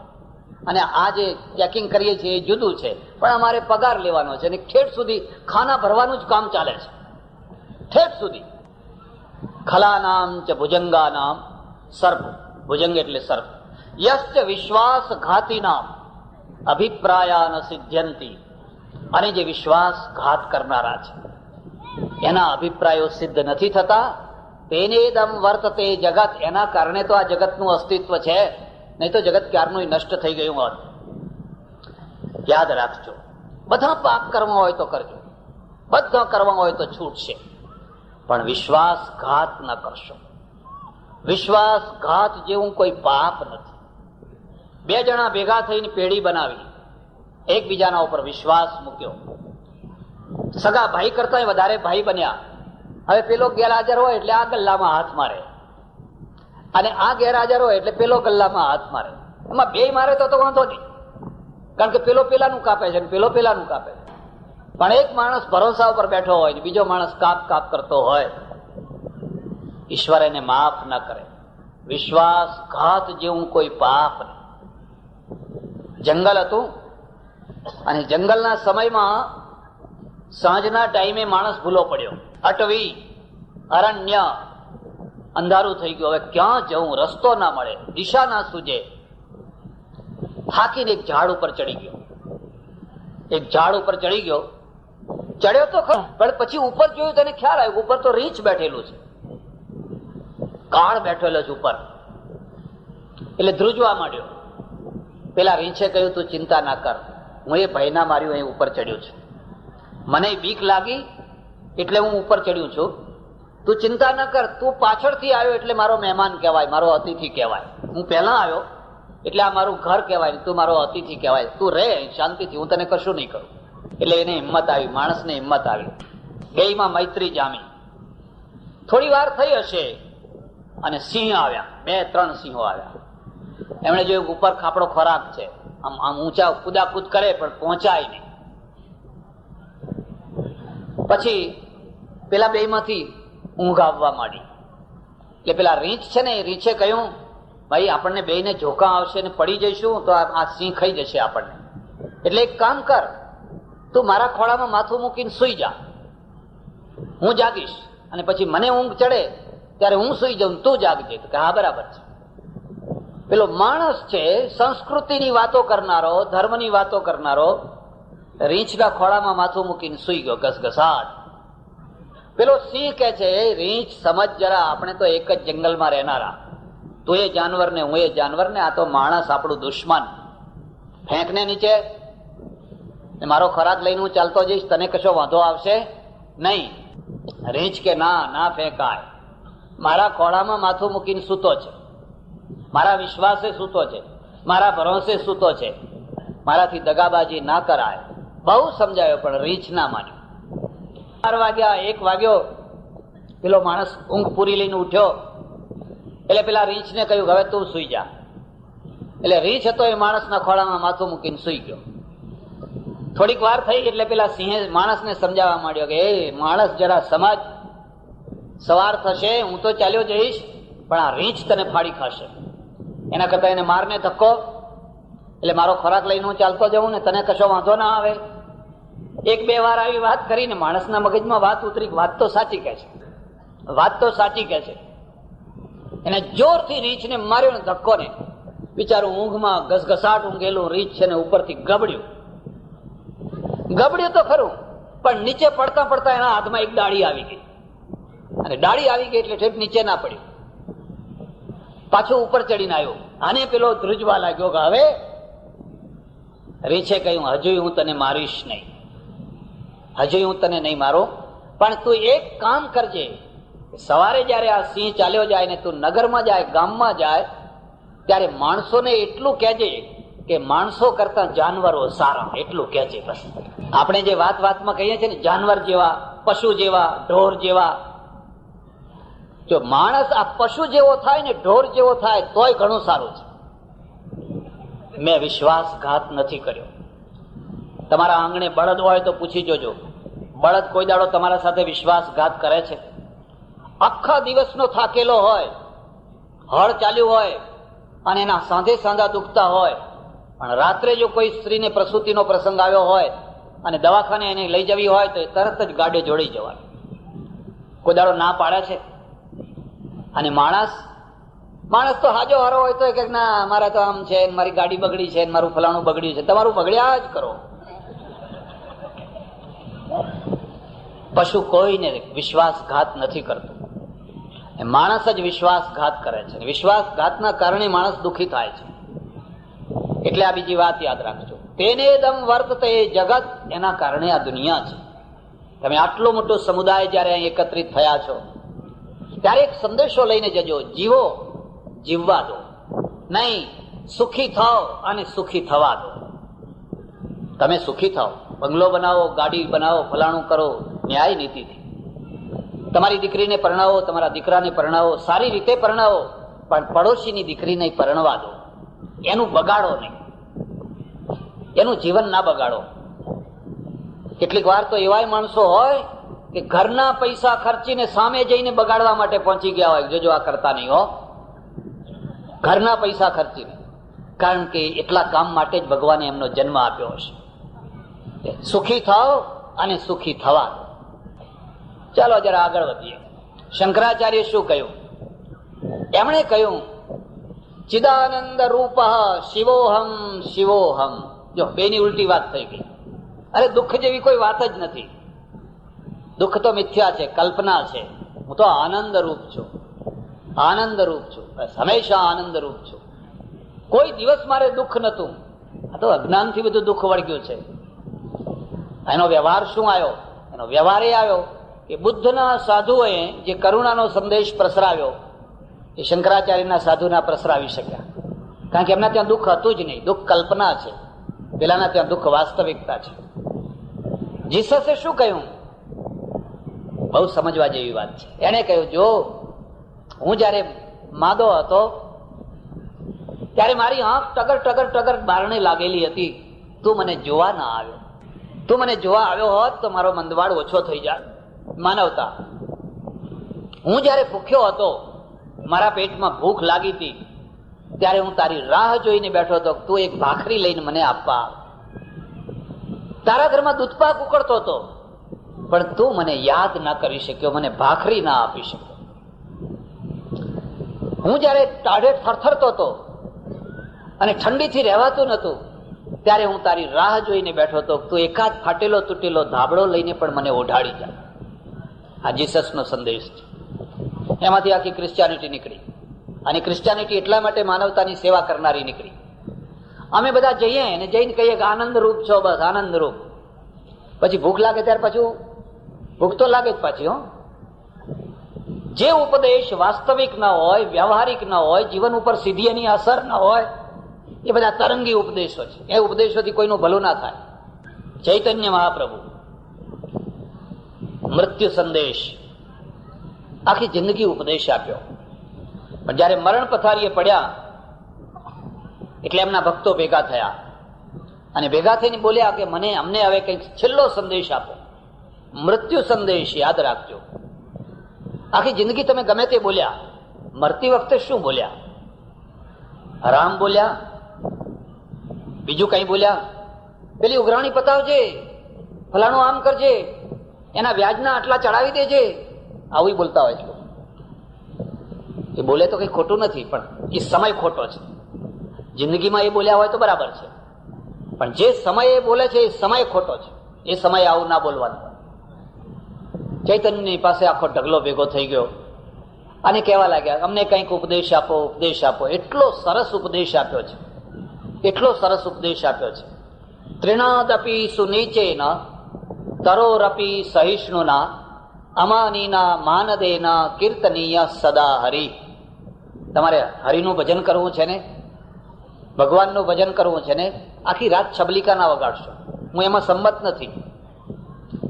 9 વાગે એટલે પેલો એક તારો ચાલુ થાય, તે ઢોલકા ચાલુ થાય, એમાંય માઇક લગાવવાનું અને પરોડિયા સુધી એ ધમા ચકડ ચાલે.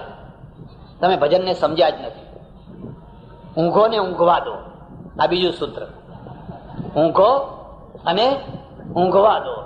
કલાક 2 કલાક 3 કલાક બહુ થઈ ગયું. હવે આ પરીક્ષાનો ટાઈમ છે, છોકરા પરીક્ષાની તૈયારી કરે છે, કોઈ માદું છે, કોઈને કઈ છે, કોઈને કઈ છે. આખા ગામ તરફ લાઉડ સ્પીકર મૂક્યું હોય ને એવા ફૂલ વેલ્યુમમાં મૂક્યું હોય કે ના ઊંઘે ના ઊંઘવા દે. એમાંય જો સારા કંઠે સારા ભજન ગવાતા હોય તો ઠીક છે, પણ બધા ગર્ધપસેનના ભાઈઓ ભેગા થઈ ગયા હોય ને પછી જે કોંઘાટ કરતા હોય, આ ત્રાસ છે. ઘણી વાર મારે પ્રદેશ જવાનું થાય, એના ઘરમાં ટીવી હોય, રેડિયો હોય, તમારે ત્યાં અવાજ ના આવે, રોડ ઉપર અવાજ ના આવવો જોઈએ, બિલકુલ અવાજ ના આવવો જોઈએ. 10 વાગ્યા પછી જો એનું ટીવી જરાક અવાજ કરતું હોય, પોલીસને બોલાવો તેને વોર્નિંગ આપી દે, જો બીજી વાર થશે તો ટીવી બંધ કરવું પડશે. ને આપણા ત્યાં તો જાણે કોઈ પોલીસે બિચારી બહુ સારી આવી નાટો મારી જાય, જે કઈ લેવું હોય લઈને ચાલતી થઈ, પતાવી દે, પતાવી દે છે. કારણ કે ઉપરથી સંદેશો એવો મળ્યો છે જેમ અમે પતાવી એમ તમે પતાવો. ખરી વાત કે ચિઠ્ઠી બીઠ્ઠી નહીં લાવ.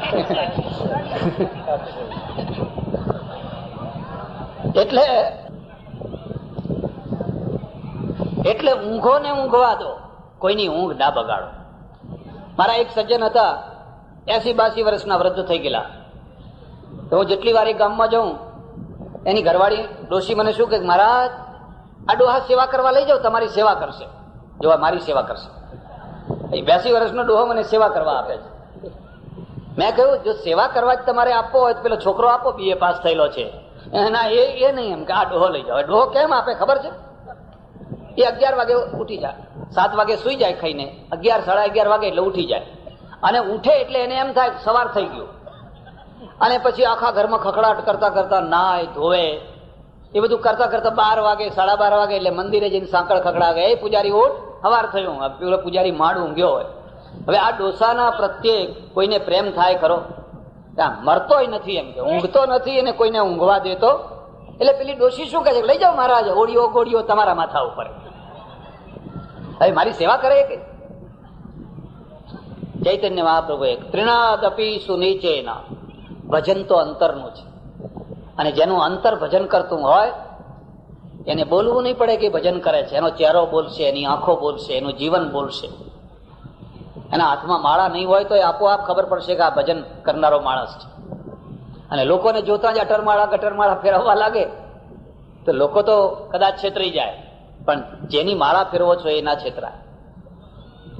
એટલે ત્રણાદપી સુનીચેના તરોરપી સહિષ્ણુના, પોતાની જાતને તણખલાથી હલકી માનવું. આ ભક્તિ માર્ગ છે. જ્ઞાન માર્ગમાં અભિમાન થાય, હું જ્ઞાની છું, સમર્થ છું, મને આ સાક્ષાત્કાર થયો છે, હું તો બ્રહ્મ છું, કદાચ એને અભિમાન થઈ જાય. પણ ભક્તિ માર્ગમાં તણખલું થઈને હું તો પામર જીવ છું. ભાઈ તમારા ચરણની રજની રજ છું, ભગવાનના દાસનો દાસ ભાવ યાદ રાખજો. ત્રિણાદપી સુનીચેના તરોરપી સહિષ્ણુના. અને એક તરુ છે, એને કોઈ પથ્થરો મારે તો એ સામે ફળ આપે. તરોરપી સહિષ્ણુના, એક વૃક્ષને કોઈ પથ્થરો મારે તો એ ફળ આપે. ભાવનગરના દરબાર ફરવા નીકળેલા અને એક ગરીબ છોકરો કેરી ખાવા માટે આંબાને પથરા મારે, એને ખબર નહીં, એક પથ્થરો જે છટકીને અણીદાર તે પગમાં પેસી ગયો. હા, દડ સુરવાલમાંથી લોહી નીકળવા માંડ્યું. સાથે 2-4 માણસો છોકરાને પકડી લાવ્યા. અને છોકરું છે ને પહેલા તો ડઘાઈ ગયું કે મારો પથ્થરો રાજાને વાગ્યો, પણ પછી એ સ્વસ્થ થઈ ગયું. હું તમને એક ખાસ ભલામણ કરું છું, નિર્ભયતા જેવો કોઈ મિત્ર નથી અને કાયરતા જેવો કોઈ શત્રુ નથી. તમે ખરા ટાઈમે પણ નિર્ભય રહી શકો છો તો તમારા એ નિર્ભયતા જેવો કોઈ મિત્ર નથી. તમે જીવશો તોય વાહ કરીને જીવશો, અને તમે મરશો તોય વાહ કરીને તમારું મરણ થશે. અને કાયરતાથી જીવશો તોય ધિક્કાર થઈને જીવશો, અને મરશો તોય લોકો કહે છે મર્યો, કઈ કાયર માણસ. પેલામાં નિર્ભયતા આવી ગઈ. રાજાએ ડોરા કાઢીને કહ્યું, ત્યાં પથ્થરો માર્યો મને? કે ના, મેં નથી માર્યો. તો કોને માર્યો? કેમ માર્યો? મેં તો આંબાને માર્યો હતો, કેરી માટે. રાજા બહુ જ્ઞાની હતો, પથ્થરો મારું તો કેરી નીચે પડે એટલા માટે, પણ ભૂલથી તમને વાગી ગયો. પેલા દિવાનને કહે છે કે જો આંબો પથરા મારનારને કેરી આપતો હોય તો હું તો રાજા છું. પથરા મારનારને મારાથી પથરો ના મરાય. આ છોકરાનું સરનામું લખી લો અને કાલ એક ગાડું ભરીને કેરી એના ત્યાં મોકલજો, એક ગાડું ભરીને. નિર્ભયતાનો વિજય થયો કે ના થયો? નિર્ભયતા બહુ મોટો ગુણ છે. અમાનીના માનદેના કીર્તનીય સદા હરિ. તો તમે ભગવાનનું ભજન કરી શકશો. પ્રતિષ્ઠા સૌકરી વિષ્ઠા ગૌરવમ ચાતિ રૌરવમ અતિમાનમ સુરાપાનમ ત્રયમ ત્યક્ત્વા હરિમ ભજે. ચૈતન્ય મહાપ્રભુનો મૃત્યુ સંદેશ છે, મૃત્યુ સંદેશ. હે ભાઈઓ, આ પ્રતિષ્ઠા છે એ પ્રતિષ્ઠાના બે રૂપ છે. યાદ રાખજો, પ્રતિષ્ઠાના બે રૂપ છે. તમારા પોતાના દ્વારા ઊભી કરાયેલી પ્રતિષ્ઠા અને લોકોના દ્વારા અપાયેલી પ્રતિષ્ઠા, બેયના જુદા જુદા રૂપ છે.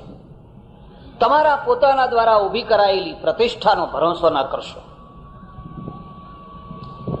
તમે મને એક વાર જમવા બોલાવો તો હું તમારા વખાણ કરું, બીજી વાર બોલાવો તો વખાણ કરું, ત્રીજી વાર બોલાવો તો વખાણ કરું, પણ ચોથી વાર જો ના બોલાવો, મને ટાળો ને, તો પછી આખી જિંદગી તમારું છોલ છોલ છોલ છોલ જ કર્યા કરો. આખી જિંદગી માટે માણસની આ અધમતા છે. એને સદગુણો યાદ નથી રહેતા, એને દુર્ગુણો યાદ રહે છે. તમે એના સાથે કેટલા સારા કામ કર્યા એ યાદ નહીં રહે, પણ એક વાર એનું કામ ના થયું એ એને યાદ રહેશે અને પછી આખી જિંદગી એને જ આગળ આવ્યા કરશે. એક લોકોની આપેલી પ્રતિષ્ઠા છે. તમે સરપંચ થયા, તમે ગામના આગેવાન થયા, 84 સમાજના પ્રમુખ થયા. લોકો મારી વાહ વાહ કરે એ માટે મારે કામ કરવું છે, તો તમે હારી જવાના, થાકી જવાના. પણ તમારે એક જ છે કે મારે મારું કર્તવ્ય બજાવવું છે, અને કોઈ સારું કહેતોય બજાવવું છે અને કોઈ નિંદા કરે તોય બજાવવું છે. પાછળથી લોકો પ્રતિષ્ઠા આપવી હોય તો આપે, અત્યારે ભલે ના સમજી શકતા હોય. એવા કેટલાય કામો છે જે શરૂઆતમાં લોકો સમજી નથી શકતા હોતા. તમારા સમાજમાંથી એક રિવાજ બંધ કરવો છે, ખોટો રિવાજ છે, ખોટી પ્રથા છે, એ બંધ કરવી છે. જે માણસ શરૂ કરશે એટલે લોકો એની નિંદા કરશે, પણ પછી લોકો સમજશે કે એને સારું કર્યું, મરદ માણસ હતો, એને સારું કર્યું. અમાનીના માનદેના કીર્તનીય સદા હરિ. પ્રતિષ્ઠા સૌકરી વિષ્ઠા ગૌરવમ ચાતિ રૌરવમ અતિમાનમ સુરાપાનમ ત્રયમ ત્યક્ત્વા હરિમ ભજે. બહુ ચર્ચા નહીં કરું. મહાપુરુષો ના જે સંદેશા છે જીવનમાંથી. મારા એક ઓળખીતા પટેલ હતા. હું તમને શું વાત કરું, બિલકુલ અભણ માણસ. ભણતર તો હમણાં આવ્યું ને, પેલા ક્યાં ભણતર હતું? બીજી ત્રીજી ચોથી પેઢી તો અભણ જ હતી. અડધી જિંદગી સુધી ખેતી કરી અને પછી એને હળ છોડીને ત્રાજવું પકડ્યું, પછી વેપારમાં પડ્યા. અભણ માણસ વેપારમાં પડ્યા. એક પેઢી, બીજી પેઢી, ત્રીજી પેઢી, ચોથી પેઢી, 17 પેઢીઓ ઉભી કરી. 17 પેઢીઓ કરી જોજો. 17 પેઢીઓ. અભણ માણસ, ઢગલાબંધ પૈસા, 54 માણસો એક ચૂલે જમે. એના છોકરાના ચોથી પેઢી સુધીના 54 માણસો, વહુવાની છોકરા વગેરે વગેરે એક જ ચૂલે જમે. સાંજનો ટાઈમ, ઢોલિયા ઉપર બેઠેલા, હુક્કો પીવે બેઠા બેઠા ગુડુર ગુડુર, અને માણસોને ભેગા કર્યા અને ભેગા કરીને કહ્યું, જો હવે હું જવાનો છું. હવે બેઠો બેઠો હુક્કો પીવે છે, હવે હું જવાનો છું. હોય કે તમારા નખમાં રોગ નથી? રોગ નથી ને જવાનો છો. રોગ હોય તો આખી દુનિયા જાય, પણ હું વગર રોગે જીવ્યો અને વગર રોગે મરવાનો છું. તમારી પાસે યોગીઓ છે, જો તમારી આંખ હોય તો. યોગીઓના લેબલથી મોહિત ના થાઓ, એ તો લેબલ છે. અને જે સાચા યોગીઓ છે એ લેબલ વિનાના છે. આંખ હોય, દર્શન હોય તો તમને દેખાય. કેટલી એવી ડોશીઓ હશે જે યોગી હશે, કેટલાય તમારા કાકા મામા ફલાણા ફલાણા યોગી જેવા હશે, પણ તમે એના દર્શન નહીં કરતા હો. તમે તો લેબલ વાળા પાછળ દોડશા. કુંડલી જગાડો, ખીચડી મુદ્રા કરો, ફલાણું કરો, ફલાણું શક્તિપાત કરે, ઉધારા વાળે ના ચડો. ના અહીંના ના ત્યાંના, બંને જગ્યાએ રહેશો ને જીવન બરબાદ કરી મૂકશો. જો બેટા, સવારે હું જવાનો છું, પણ મારો એક સંદેશો છે. મરતા મરતા શું સંદેશો છે? એક ગાડું ભરીને લાડવા કરજો અને જે આવે એને જમાડજો. આ પાટીદારનો સંદેશો. આ પાટીદારનો સંદેશો. ગાડું ભરીને એટલે શું કહો? એને 10 મણ 20 મણ 25 મણ નહીં, એ જાડી ભાષા, અને જાડી ભાષામાં કહી દીધું ગાડું ભરાય એટલા લાડવા કરજો અને જે આવે એને જમાડજો, હસી આનંદથી જમજો બધા. એટલે એક બીજો સંદેશો, જમો અને જમવા દો. તમે જમો અને બીજાને પણ જમવા દો. ઘણા લોકો ના જમે ના કોઈને જમવા દે, એવાય હોય ઘણા. એના વારસદારો મારી પાસે આવ્યા, મને કે આવી રીતે અમારા ડોહા ગુજરી ગયા છે અને એક ગાડું ભરીને લાડવા કરીને જમાડવાનું કહીને ગયા છે, સંદેશો આપીને ગયા છે, તમે એ પ્રસંગમાં આવશો? મેં કહું આવું, પણ એક શરતે આવું. અને કે શું શરત? મેં કહું તમારે પેઢીઓ કેટલી ડોહાની? કે 17. તમે 17 ગાડા લાડુ કરો તો આવો. પેલો એક ગાડું કહીને ગયો છે, પેઢી દીઠ એક ગાડું કરવાનું. મને કે મંજૂર, કબૂલ. 17 પ્રકારની રસોઈ બનાવો, એક ગાડું જલેબીની, એક ગાડું લાડવાની, એક ગાડું મોહનથાળની, એક ગાડું ફલાણાની. જમાડનારના કાળજા તમે જોયા છે? નહીં જોયા હોય. જયારે માણસ જમાડતો હોય છે ને વિશાળ હૃદય રાખીને, તમારા પૂર્વજો પહેલા ઘી પીરસવાનો રિવાજ હતો ને આમ, અને તે પેલી વાડીએ નહીં, બોઘેણે. વાડીની ધાર તો આમ પાતળી પડે, એટલે પછી હા પેલી તો ધાર જાડી પડે.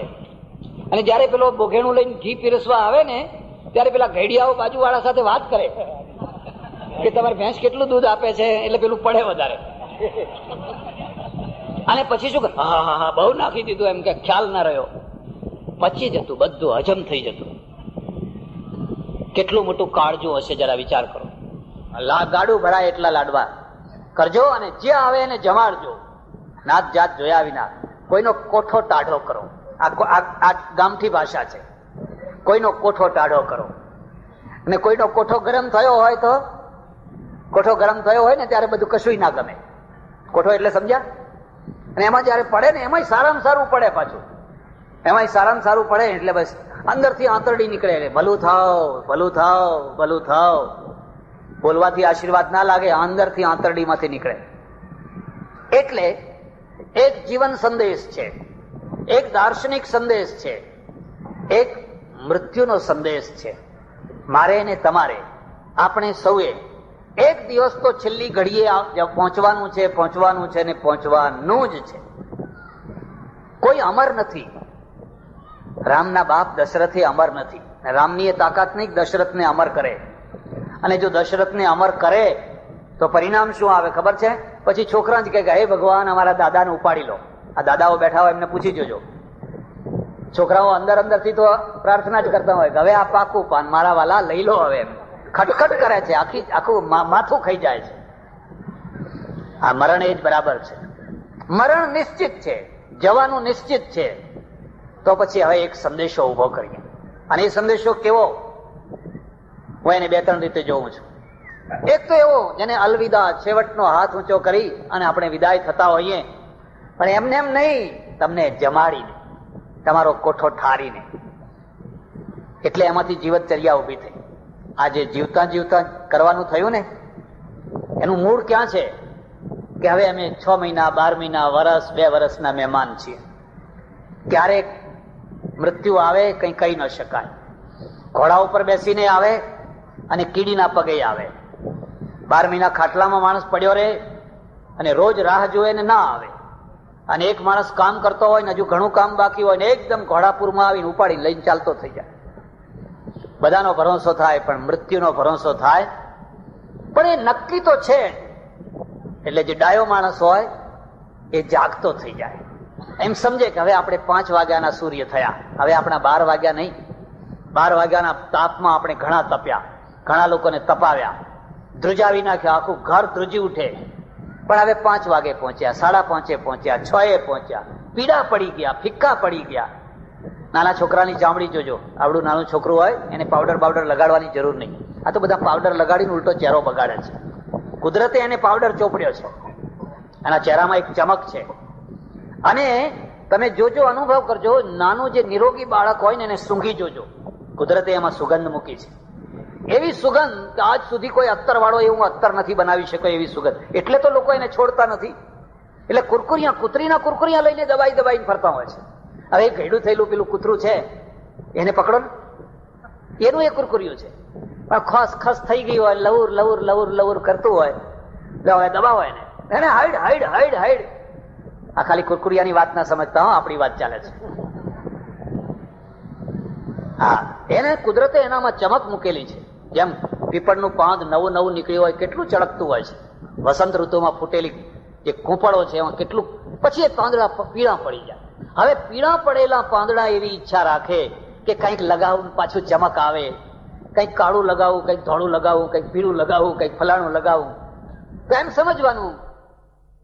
તમને ખબર હશે ઇઝરાયલનું એક પ્લેન છે ને, એ પ્લેન હાઈજેક કરવામાં આવેલું અને પ્લેનને પછી યુગાન્ડામાં એન્ટેબી હવાઈ મથક ઉપર લઈ ગયેલા અને ત્યારે ઈડી અમીનનું રાજ હતું. અને એ જે પ્લેન છે એના ઉપર બે ફિલ્મ ઉતરી, બે મેં જોઈ પરદેશમાં, બંને પેલા મગાવીએ કેસેટ એટલે જોઈએ. અને આ યહૂદીઓએ કઈ ગજબનું પરાક્રમ કર્યું છે, કઈ પરાક્રમ કર્યું છે. પેલા બધા માણસોને ભોંયરામાં રાખેલા, બધા માણસોને. આ મગજનો ગાંડો માણસ ઈડી અમીન બધાને કહી દીધેલું કે આ ફલાણી તારીખ સુધી નહીં નિર્ણય થાય તમને મારી નાખવામાં આવશે. અને એ બધા નક્કી કરી લાયા, મીણબત્તી સળગાવીને બેઠેલા. યહૂદી એટલે પ્રાર્થના કરે કે હે મારા પ્રભુ, અમારે આવી રીતે મરવાનું હશે, આમ હશે તેમ હશે, આંખમાં રોતા કકડતા. આ બાજુ પોલિટિક્સ, ઇઝરાયલના પ્રધાનમંત્રીએ વાર્તા ચાલુ રાખી, તમે માની જાઓ, આમ કરો તેમ કરો, એમ કરતા કરતા ટાઈમ પાસ કરાયો. અને બીજી તરફ જે સોલ્જરો છે ને એમને કહ્યું કે આ કામ આપણે કરવાનું છે. કોઈ વાર નકશો જોજો, ક્યાં ઇઝરાયલ અને ક્યાં આફ્રિકા, અને આફ્રિકામાં ક્યાં યુગાન્ડા. યુગાન્ડાને દરિયા કિનારો નહીં પાછો, વચ્ચે દેશ પાર કરીને જવાનું પ્લાન બનાયા અને રિહર્સલ કર્યું. કેટલા ટાઈમમાં તમે છોડાવી શકો? પહેલું રિહર્સલ થયું 50 મિનિટ, 50 મિનિટનો ટાઈમ જોઈએ. ના, આટલો ટાઈમ ના મળે. બીજું રિહર્સલ કર્યું 48 મિનિટ, આટલા ટાઈમે ના થઈ શકે. ત્રીજું રિહર્સલ કર્યું 32 મિનિટ, બરાબર છે. અને C-130 મોટા જહાજ માલ ભરવાના હો, એ માલ ભરવાના જહાજોની અંદર તોપો ચડાવી, એની અંદર કમાન્ડો પેઢા, બીજા 2 જહાજ, એક આખું હોસ્પિટલનું, એક બીજું, 3 જહાજો. પેલા નૈરોબી વાળાને, મંબાસા વાળાને કહ્યું કે અમારા જહાજોને તમે બળતણ આપજો. ત્યાંથી બળતણ લીધું, કોઈને ખબર નહીં, ત્યાંથી ઉડ્યા દરિયામાં દરિયામાં દરિયામાં. કેટલા, હું માનું છું ત્યાં સુધી એના માઇલેજ જો ગણો તો 1.5 થી 2,000 માઇલ થાય, 1.5 થી 2,000 માઇલ થાય. આખો વળાંક લઈ અને રાત્રે નૈરોબી ઉતર્યા, એક દૂર ઉભા રાખ્યા, કોઈને ખબર ના પડે. બળતણ ભર્યું અને C-130 પ્રકારનું અમેરિકન વિમાન, એની અંદર સોલ્જરો, તોપો, આ બધું લઈ અને એન્ટેબીનું વિમાન મથક છે ઇઝરાયલીએ બનાવ્યું, એમણે પોતે બનાવેલું, એટલે એના નકશા બધા એમની પાસે. અને રજે રજની માહિતી, એટલા ગુપ્તચરો. એમાંના એક માણસને ઈદી અમીન બનાવ્યો, કાળો રંગ કર્યો, એના જેવા જ કપડા પહેરાવ્યા, એના જેવું જ પેલું, અને એના જેવી જ મર્સિડીઝ ગાડી લઈ ગયા પાછા પેલા વિમાનમાં. એટલે મર્સિડીઝ ગાડી લઈ ગયા ને જયારે વિમાન દૂર પણ ઉતર્યું એ જ વખતે એક ફ્લાઇટ આવવાનો ટાઈમ. એટલે આ બધા રાતના 1 વાગે, કોઈને ખ્યાલ નહીં, એને ઉતાર્યું ને પેલો મર્સિડીઝ ગાડી લઈને આવ્યો. કોણ? ઇઝરાયલનો યહૂદી, જાડો કાળો મેશ. એટલે પેલા સલામ કરી, સેલ્યુટ કરી કે આ તો આપણો ઈદી આવ્યો. આગળ ગયો એક જર્મન છોકરી, હાઈજેક કરવામાં મહત્વનો ભાગ ભજવનારી, અને આ બધાને સફેદ પટ્ટીઓ માથે બાંધી દીધેલી, રાત્રે અંધારામાં આપણને ના મારી નાખીએ. અને પછી જે ધડાકા શરૂ થયા, પેલી તોપ છે ને એને બધા મિગ તોડી નાખ્યા, કારણ કે પાછળ મિગ ઉડે તો મારી નાખે પાછા. એ હેંગરો બધા ખબર, એટલે મિગમાં ધડાધડ મિગો તોડવા માંડ્યા. આપણું માણસ મરે નહીં એ રીતે અમને ઉપાડવાના છે. અને પેલું મેગાફોન સાથે લીધેલા, યહૂદી ભાષામાં કહી દીધું તમે બધા સુઈ જાઓ, કોઈ ઉભા ના થશો. 30 મિનિટની અંદર આખો કાર્યક્રમ પૂરો કરી દીધો, ધડાધડ ધડાધડ ધડાધડ. અને બધા, ખાલી એક સ્ત્રી રહી ગઈ, એ સિવાય બાકી બધાને ભરી બધા આવજો જજો કરીને પ્લેન ઉપડી ગયું. અને ઉપડી ગયું, નૈરોબી ઉતાર્યું, તરત જ બધાને બ્લડ આપવાનું, લોહી બધું કરી. હવે એ માણસો જયારે તેલ અબીબ પહોંચ્યા ત્યારે તેલ અબીબ કેટલું ગાંડું, આખી દુનિયા ગાંડી થઈ ગયેલી. દુનિયાને કલ્પના નહીં કે આવી રીતે કોઈ પોતાના માણસોને પ્રાપ્ત કરી શકે. પણ જયારે ઇઝરાયલી વિમાન પહોંચ્યું, આખું ઇઝરાયલ ગાંડું થઈ ગયેલું, આખી દુનિયા ગાંડી થઈ ગયેલી. જાપાનનો એક માણસ અમેરિકા ગયેલો 40-45 વર્ષ પહેલા, અને એક હોટલમાં જઈને એને સુટકેસ મૂકી બુક રૂમ કરાવીને રૂમમાં બધું કરીને ગયો બહાર ફરવા. 1.5-2 કલાક પછી એ પાછો આવ્યો, એનો સુટકેસ કાઉન્ટર પાસે પડેલો. મેનેજરે કહ્યું, સોરી, મારી આખી હોટલના માણસોએ વિરોધ કર્યો છે કે આ પીળા માણસને અહીં રાખો, આ ગોરા માણસોની હોટલ છે, અને ગોરા માણસની હોટલમાં પીળા માણસને અહીં નહીં રાખવાનો, નહીં તો અમે બધા જતા રહીશું, એટલે તમે બીજી કોઈ હોટલમાં જાઓ. અહીં તમને કેટલો કલર બાર હતો, કેટલો વર્ણભેદ હતો, અને એની બેગ લાઈન મૂકી દીધી, લો તમારા પૈસા પાછા લઈ લો અને તમે બીજી કોઈ હોટલ ખોલી લો. આવું તો આપણા સાથે ઘણાના સાથે થયેલું. એને કહ્યું, કશો વાંધો નહીં, અમારી બેગ ભલે અહીં પડી હોય કે નહીં, અહીં નહીં, તમે ગમે તે કરો પણ અહીં નહીં, મને એક ટેલિફોન કરવા દેશો કે હા. એણે અમેરિકામાં વોશિંગ્ટન ડીસીમાં એનો જે રાજદૂત જાપાનનો એને ટેલિફોન કર્યો અને એને કહ્યું કે આ હોટલમાંથી મને કાઢી મૂક્યો છે અને મારી બેગ રોડ ઉપર પડી છે, અને આ મારું અપમાન નથી, જાપાનની તમામ પ્રજાનું અપમાન છે. અને પેલા રાજદૂતે કહ્યું, ભલે એ રોડ ઉપર ભલે તમારી બેગ પડી હોય, તમે થોડો ઉભા ત્યાં પ્રતીક્ષા કરો, ત્યાં જ ભલે તમારી બેગ પડી હોય. એને વાયરલેસ જોડ્યો, ટેલેક્સ કર્યો જાપાન, ટોક્યો, અને ટોક્યોના વિદેશ મંત્રીને કહ્યું, એક જાપાનીની બેગ રોડ ઉપર પડી છે, એને હોટલમાંથી કાઢી મૂક્યો છે, બોલો શું કરવું છે? આજે તો વિજ્ઞાનનો યુગ, ચપટી વગાડતા આ બધું થઈ શકે. એને કહ્યું, ધીરજ રાખો, શું કરવું એ અમે બતાવીએ છીએ, ધીરજ રાખો. એને તરત જ જે રેડિયો ઉપર જે ફ્રીક્વન્સીઓ જે કામ કરતી હતી એને રોકીને એને તરત જ આખા રેડિયો ઉપર જાહેરાત કરી દીધી, જાપાનની એક હોટલમાં જેટલા અમેરિકનો ઉતર્યા હોય એ બધાની બેગો લઈને રોડ ઉપર મૂકી દો, એમને રોડ ઉપર કાઢી મૂકો. આખા જાપાનની અંદર બ્રોડકાસ્ટિંગ કરી દીધું, હું વિદેશ મંત્રી ઓર્ડર આપું છું કે જે કોઈ નાની મોટી હોટલની અંદર જેટલા અમેરિકનો હોય એમની બધાની બેગો રોડ ઉપર મૂકી દો, કોઈને હોટલમાં ના રહેવા દો. અને જાપાની પ્રજા, ખુમારીવાળી પ્રજા, રાષ્ટ્રભક્તિવાળી પ્રજા, 10 મિનિટમાં તો બધા અમેરિકનો રોડ ઉપર. હાહાકાર મચી ગયો. અમેરિકનોએ રાજદૂતને ફોન કર્યો કે અમારું આવું અપમાન કર્યું છે. રાજદૂતે વિદેશ મંત્રીને કહ્યું કે આ શું થયું તમારા દેશમાં, અમારા અમેરિકનોને રોડ ઉપર મૂકી દીધા છે? એને કહ્યું, હા, મારો એક માણસ તમારા અમેરિકાની અંદર રોડ ઉપર ઉભો છે, જો આમને હોટલમાં પાછા લેવડાવવા હોય તો પેલા માણસને માફી માગીને પહેલા લેવડાવો. અને અમેરિકાના રાજદૂતે અમેરિકાના વિદેશ મંત્રીને કહ્યું કે વહેલામાં વહેલા એને લઈ લો હોટલમાં. 1.5 ને 2 કલાક થતા તો હોટલ ઉપર તાર આવ્યો કે એને માફી માગીને પાછા લઈ લો. અને મેનેજર આવી અને કહે છે, સોરી, માફ કરજો, હો, ચાલો તમારો રૂમ તૈયાર છે અને અમે તમને માનપૂર્વક રાખીએ. પ્રજાએ પ્રશ્નનું સમાધાન કર્યું કે ના કર્યું? એનો આનંદ કેટલો આવે? એનો આનંદ આવે, એનું નામ આનંદ કહેવાય. તમે પ્રશ્ન સામે જજુમ્યા અને જજુમીને વિજય મેળવ્યો અને એ પ્રશ્નને સોલ્વ કર્યો, બસ હવે તમને આનંદ છે. આજે આનંદ છે ને ત્યારે આનંદ છે. પણ તમે નીચું મોઢું કરીને બેગ લઈને આ હોટલ ને પેલી હોટલ ફર્યા હોત, રાજદૂતના પાસે ગયા હોત, રાજદૂત કે હું શું કરું, હું શું જાણું, પેલાના પાસે ગયા, થાકીને અંતે કંઈક સમાધાન કરી લીધું હોત તો એનો આનંદ તમે મેળવી શક્યા હોત.